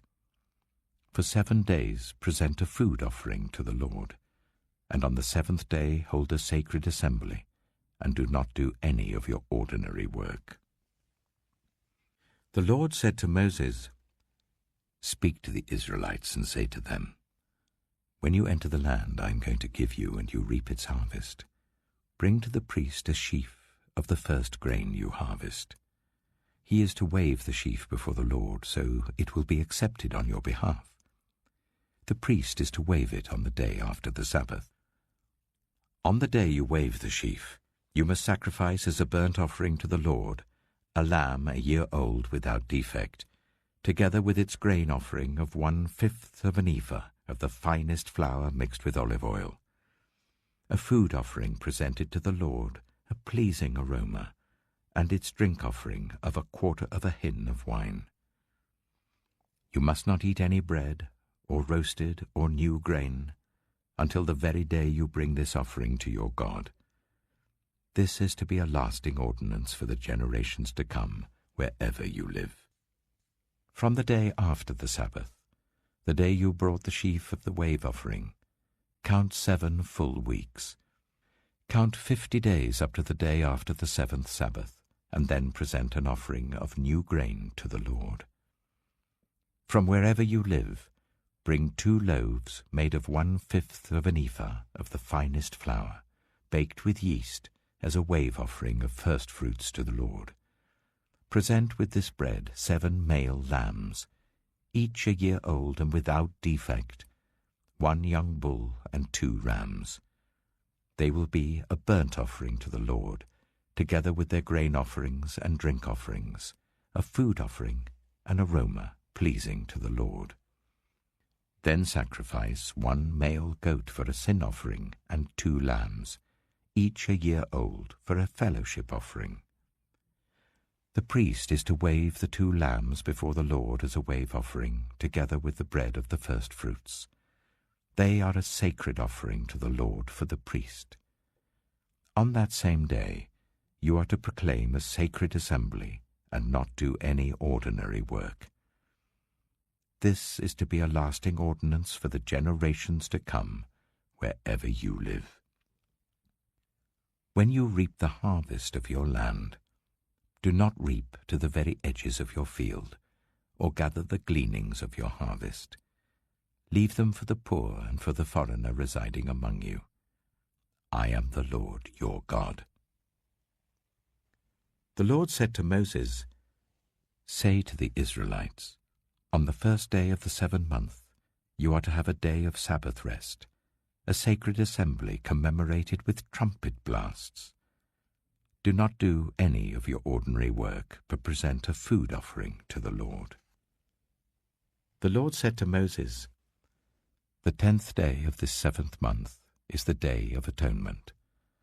Hold a sacred assembly and deny yourselves, and present a food offering to the Lord. Do not do any work on that day, because it is the Day of Atonement, when atonement is made for you before the Lord your God.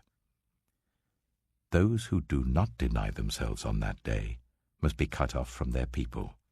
I will destroy from among their people anyone who does any work on that day. You shall do no work at all. This is to be a lasting ordinance for the generations to come wherever you live. It is a day of Sabbath rest for you, and you must deny yourselves. From the evening of the 9th day of the month until the following evening, you are to observe your Sabbath." The Lord said to Moses, "Say to the Israelites, on the 15th day of the 7th month, the Lord's festival of tabernacles begins, and it lasts for 7 days. The first day is a sacred assembly. Do not do any of your ordinary work.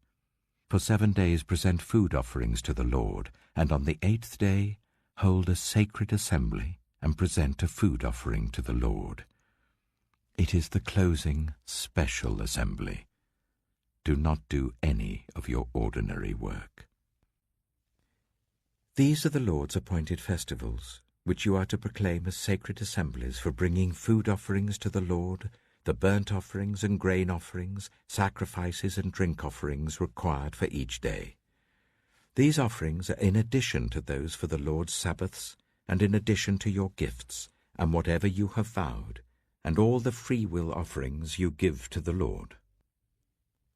So, beginning with the 15th day of the 7th month, after you have gathered the crops of the land, celebrate the festival to the Lord for 7 days. The first day is a day of Sabbath rest, and the 8th day also is a day of Sabbath rest.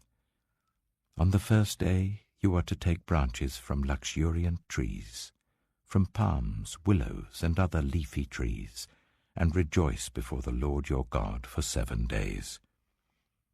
Celebrate this as a festival to the Lord for 7 days each year.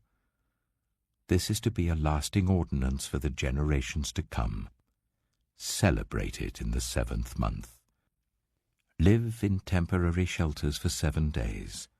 All native-born Israelites are to live in such shelters, so that your descendants will know that I made the Israelites live in temporary shelters when I brought them out of Egypt. I am the Lord your God. So Moses announced to the Israelites the appointed festivals of the Lord.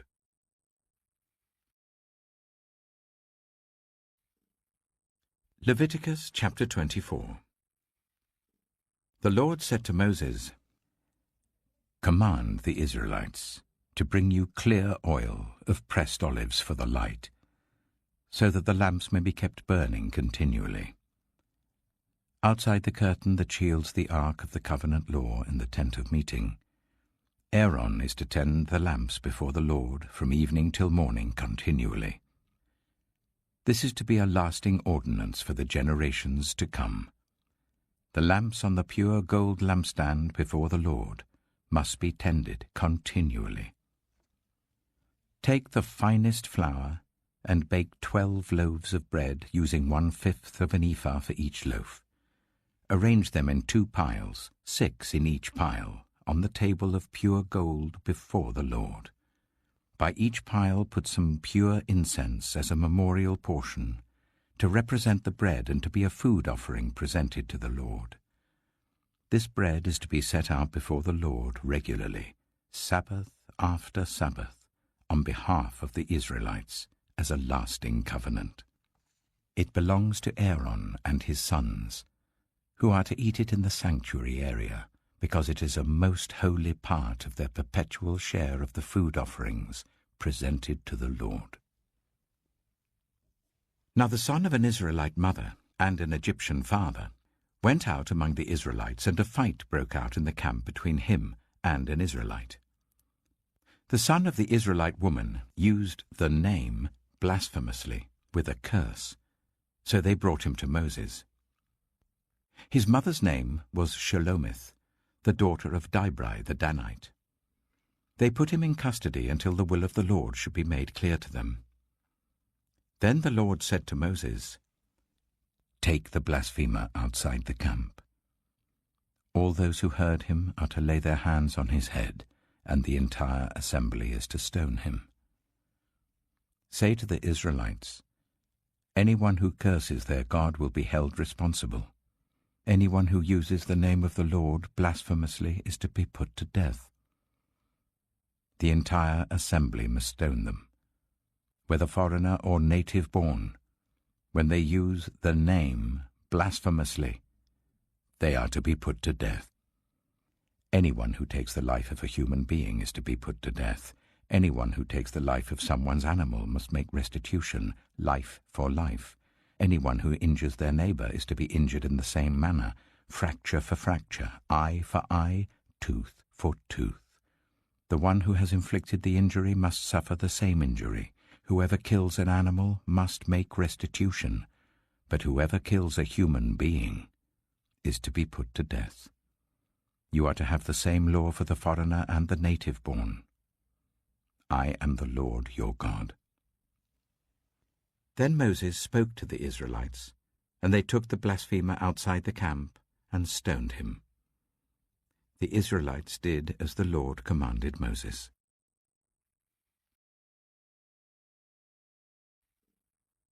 Leviticus chapter 25. The Lord said to Moses at Mount Sinai, "Speak to the Israelites and say to them, when you enter the land I am going to give you, the land itself must observe a Sabbath to the Lord. For 6 years sow your fields, and for 6 years prune your vineyards and gather their crops. But in the 7th year the land is to have a year of Sabbath rest, a Sabbath to the Lord. Do not sow your fields or prune your vineyards. Do not reap what grows of itself, or harvest the grapes of your untended vines. The land is to have a year of rest. Whatever the land yields during the Sabbath year will be food for you, for yourself, your male and female servants, and the hired worker and the temporary resident who live among you, as well as for your livestock and the wild animals in your land. Whatever the land produces, may be eaten. Count 7 Sabbath years, 7 times 7 years, so that the 7 Sabbath years amount to a period of 49 years. Then sound the trumpet everywhere on the 10th day of the 7th month. On the Day of Atonement sound the trumpet throughout your land. Consecrate the 50th year and proclaim liberty throughout the land to all its inhabitants. It shall be a jubilee for you. Each of you is to return to your family property and to your own clan. The 50th year shall be a jubilee for you. Do not sow and do not reap what grows of itself, or harvest the untended vines, for it is a jubilee and is to be holy for you. Eat only what is taken directly from the fields. In this year of jubilee, everyone is to return to their own property. If you sell land to any of your own people or buy land from them, do not take advantage of each other. You are to buy from your own people on the basis of the number of years since the Jubilee, and they are to sell to you on the basis of the number of years left for harvesting crops. When the years are many, you are to increase the price, and when the years are few, you are to decrease the price, because what is really being sold to you is the number of crops. Do not take advantage of each other, but fear your God. I am the Lord your God. Follow my decrees and be careful to obey my laws, and you will live safely in the land. Then the land will yield its fruit, and you will eat your fill and live there in safety. You may ask, what will we eat in the 7th year if we do not plant or harvest our crops? I will send you such a blessing in the 6th year that the land will yield enough for 3 years. While you plant during the 8th year, you will eat from the old crop and will continue to eat from it until the harvest of the 9th year comes in. The land must not be sold permanently because the land is mine, and you reside in my land as foreigners and strangers. Throughout the land that you hold as a possession, you must provide for the redemption of the land. If one of your fellow Israelites becomes poor and sells some of their property, their nearest relative is to come and redeem what they have sold. If, however, there is no one to redeem it for them, but later on they prosper and acquire sufficient means to redeem it themselves, they are to determine the value for the years since they sold it and refund the balance to the one to whom they sold it. They can then go back to their own property. But if they do not acquire the means to repay, what was sold will remain in the possession of the buyer until the year of Jubilee. It will be returned in the Jubilee, and they can go back to their property. Anyone who sells a house in a walled city retains the right of redemption a full year after its sale. During that time, the seller may redeem it. If it is not redeemed before a full year has passed, the house in the walled city shall belong permanently to the buyer and the buyer's descendants. It is not to be returned in the Jubilee. But houses in villages without walls round them are to be considered as belonging to the open country. They can be redeemed, and they are to be returned in the Jubilee. The Levites always have the right to redeem their houses in the Levitical towns which they possess. So the property of the Levites is redeemable, that is, a house sold in any town they hold, and is to be returned in the Jubilee, because the houses in the towns of the Levites are their property among the Israelites. But the pasture land belonging to their towns must not be sold. It is their permanent possession.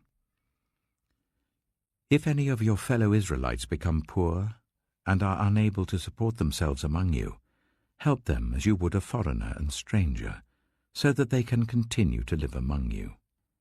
Do not take interest or any profit from them, but fear your God, so that they may continue to live among you.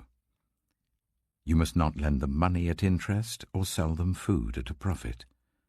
I am the Lord your God, who brought you out of Egypt to give you the land of Canaan, and to be your God.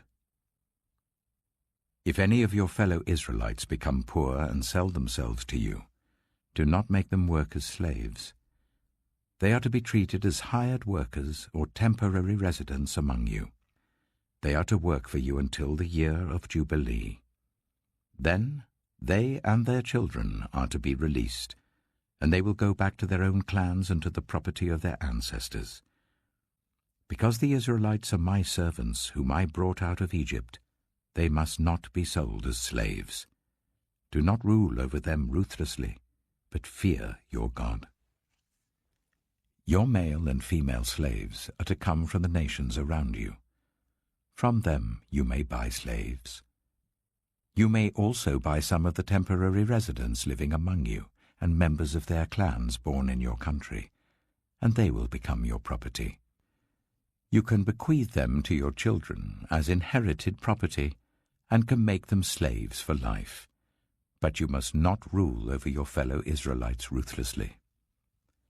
If a foreigner residing among you becomes rich and any of your fellow Israelites become poor and sell themselves to the foreigner or to a member of the foreigner's clan, they retain the right of redemption after they have sold themselves. One of their relatives may redeem them, an uncle or a cousin, or any blood relative in their clan may redeem them. Or, if they prosper, they may redeem themselves. They and their buyer are to count the time from the year they sold themselves up to the year of Jubilee. The price for their release is to be based on the rate paid to a hired worker for that number of years. If many years remain, they must pay for their redemption a larger share of the price paid for them. If only a few years remain until the year of Jubilee, they are to compute that and pay for their redemption accordingly. They are to be treated as workers hired from year to year. You must see to it that those to whom they owe service do not rule over them ruthlessly. Even if someone is not redeemed in any of these ways, they and their children are to be released in the year of Jubilee, for the Israelites belong to me as servants. They are my servants whom I brought out of Egypt. I am the Lord your God.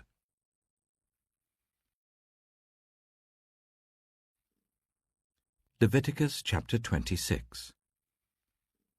Do not make idols, or set up an image, or a sacred stone for yourselves.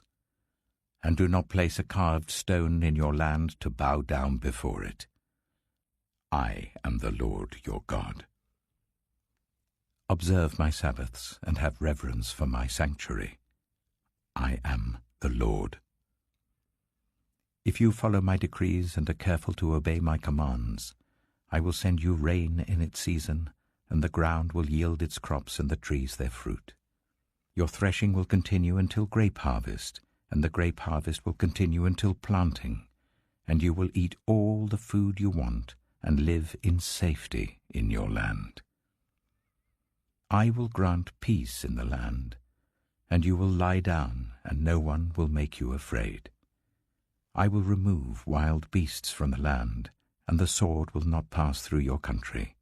You will pursue your enemies, and they will fall by the sword before you. 5 of you will chase 100, and 100 of you will chase 10,000, and your enemies will fall by the sword before you. I will look on you with favor and make you fruitful and increase your numbers, and I will keep my covenant with you. You will still be eating last year's harvest, when you will have to move it out to make room for the new. I will put my dwelling place among you, and I will not abhor you. I will walk among you and be your God, and you will be my people. I am the Lord your God, who brought you out of Egypt, so that you would no longer be slaves to the Egyptians. I broke the bars of your yoke, and enabled you to walk with heads held high. But if you will not listen to me, and carry out all these commands, and if you reject my decrees and abhor my laws and fail to carry out all my commands and so violate my covenant, then I will do this to you. I will bring on you sudden terror, wasting diseases, and fever that will destroy your sight and sap your strength. You will plant seed in vain, because your enemies will eat it. I will set my face against you, so that you will be defeated by your enemies. Those who hate you will rule over you, and you will flee even when no one is pursuing you. If, after all this, you will not listen to me, I will punish you for your sins 7 times over. I will break down your stubborn pride, and make the sky above you like iron, and the ground beneath you like bronze. Your strength will be spent in vain, because your soil will not yield its crops, nor will the trees of your land yield their fruit. If you remain hostile towards me, and refuse to listen to me, I will multiply your afflictions 7 times over, as your sins deserve. I will send wild animals against you, and they will rob you of your children, destroy your cattle, and make you so few in number that your roads will be deserted. If, in spite of these things, you do not accept my correction but continue to be hostile towards me, I myself will be hostile towards you, and will afflict you for your sins 7 times over. And I will bring the sword on you to avenge the breaking of the covenant. When you withdraw into your cities, I will send a plague among you, and you will be given into enemy hands. When I cut off your supply of bread, 10 women will be able to bake your bread in 1 oven, and they will dole out the bread by weight. You will eat, but you will not be satisfied. If, in spite of this, you still do not listen to me but continue to be hostile towards me, then in my anger I will be hostile towards you, and I myself will punish you for your sins 7 times over. You will eat the flesh of your sons and the flesh of your daughters. I will destroy your high places, cut down your incense altars, and pile your dead bodies on the lifeless forms of your idols. And I will abhor you. I will turn your cities into ruins and lay waste your sanctuaries, and I will take no delight in the pleasing aroma of your offerings. I myself will lay waste the land, so that your enemies who live there will be appalled. I will scatter you among the nations and will draw out my sword and pursue you. Your land will be laid waste and your cities will lie in ruins. Then the land will enjoy its Sabbath years all the time that it lies desolate, and you are in the country of your enemies. Then the land will rest and enjoy its Sabbaths. All the time that it lies desolate, the land will have the rest it did not have during the Sabbaths you lived in it. As for those of you who are left, I will make their hearts so fearful in the lands of their enemies that the sound of a wind-blown leaf will put them to flight. They will run as though fleeing from the sword, and they will fall, even though no one is pursuing them. They will stumble over one another, as though fleeing from the sword, even though no one is pursuing them. So you will not be able to stand before your enemies. You will perish among the nations. The land of your enemies will devour you. Those of you who are left will waste away in the lands of their enemies because of their sins. Also because of their ancestors' sins, they will waste away. But if they will confess their sins and the sins of their ancestors, their unfaithfulness and their hostility towards me, which made me hostile towards them, so that I sent them into the land of their enemies, then, when their uncircumcised hearts are humbled and they pay for their sin, I will remember my covenant with Jacob and my covenant with Isaac and my covenant with Abraham, and I will remember the land. For the land will be deserted by them, and will enjoy its Sabbaths while it lies desolate without them. They will pay for their sins because they rejected my laws and abhorred my decrees. Yet, in spite of this, when they are in the land of their enemies, I will not reject them or abhor them, so as to destroy them completely, breaking my covenant with them. I am the Lord their God. But for their sake I will remember the covenant with their ancestors, whom I brought out of Egypt in the sight of the nations to be their God. I am the Lord. These are the decrees, the laws, and the regulations that the Lord established at Mount Sinai between himself and the Israelites through Moses.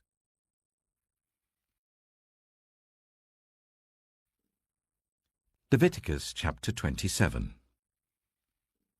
The Lord said to Moses, "Speak to the Israelites and say to them, if anyone makes a special vow to dedicate a person to the Lord by giving the equivalent value, set the value of a male between the ages of 20 and 60 at 50 shekels of silver according to the sanctuary shekel. For a female, set her value at 30 shekels. For a person between the ages of 5 and 20, set the value of a male at 20 shekels and of a female at 10 shekels. For a person between 1 month and 5 years, set the value of a male at 5 shekels of silver, and that of a female at 3 shekels of silver. For a person 60 years old or more, set the value of a male at 15 shekels, and of a female at 10 shekels. If anyone making the vow is too poor to pay the specified amount, the person being dedicated is to be presented to the priest, who will set the value according to what the one making the vow can afford. If what they vowed is an animal that is acceptable as an offering to the Lord, such an animal given to the Lord becomes holy. They must not exchange it or substitute a good one for a bad one, or a bad one for a good one. If they should substitute one animal for another, both it and the substitute become holy. If what they vowed is a ceremonially unclean animal, one that is not acceptable as an offering to the Lord, the animal must be presented to the priest, who will judge its quality as good or bad. Whatever value the priest then sets, that is what it will be. If the owner wishes to redeem the animal, a fifth must be added to its value. If anyone dedicates their house as something holy to the Lord, the priest will judge its quality as good or bad. Whatever value the priest then sets, so it will remain. If the one who dedicates their house wishes to redeem it, they must add a fifth to its value, and the house will again become theirs. If anyone dedicates to the Lord part of their family land, its value is to be set according to the amount of seed required for it, 50 shekels of silver to a homer of barley seed. If they dedicate a field during the year of Jubilee, the value that has been set remains. But if they dedicate a field after the Jubilee, the priest will determine the value according to the number of years that remain until the next year of Jubilee, and its set value will be reduced. If the one who dedicates the field wishes to redeem it, they must add a fifth to its value, and the field will again become theirs. If, however, they do not redeem the field, or if they have sold it to someone else, it can never be redeemed. When the field is released in the Jubilee, it will become holy, like a field devoted to the Lord. It will become priestly property. If anyone dedicates to the Lord a field they have bought which is not part of their family land, the priest will determine its value up to the year of Jubilee, and the owner must pay its value on that day as something holy to the Lord. In the year of Jubilee, the field will revert to the person from whom it was bought, the one whose land it was. Every value is to be set according to the sanctuary shekel, 20 gerahs to the shekel. No one, however, may dedicate the firstborn of an animal, since the firstborn already belongs to the Lord. Whether an ox or a sheep, it is the Lord's. If it is one of the unclean animals, it may be bought back at its set value, adding a fifth of the value to it. If it is not redeemed, it is to be sold at its set value. But nothing that a person owns and devotes to the Lord, whether a human being or an animal or family land, may be sold or redeemed. Everything so devoted is most holy to the Lord. No one devoted to destruction may be ransomed. They are to be put to death. A tithe of everything from the land, whether grain from the soil or fruit from the trees, belongs to the Lord. It is holy to the Lord. Whoever would redeem any of their tithe must add a fifth of the value to it. Every tithe of the herd and flock, every 10th animal that passes under the shepherd's rod, will be holy to the Lord. No one may pick out the good from the bad, or make any substitution. If anyone does make a substitution, both the animal and its substitute become holy and cannot be redeemed. These are the commands the Lord gave Moses at Mount Sinai for the Israelites.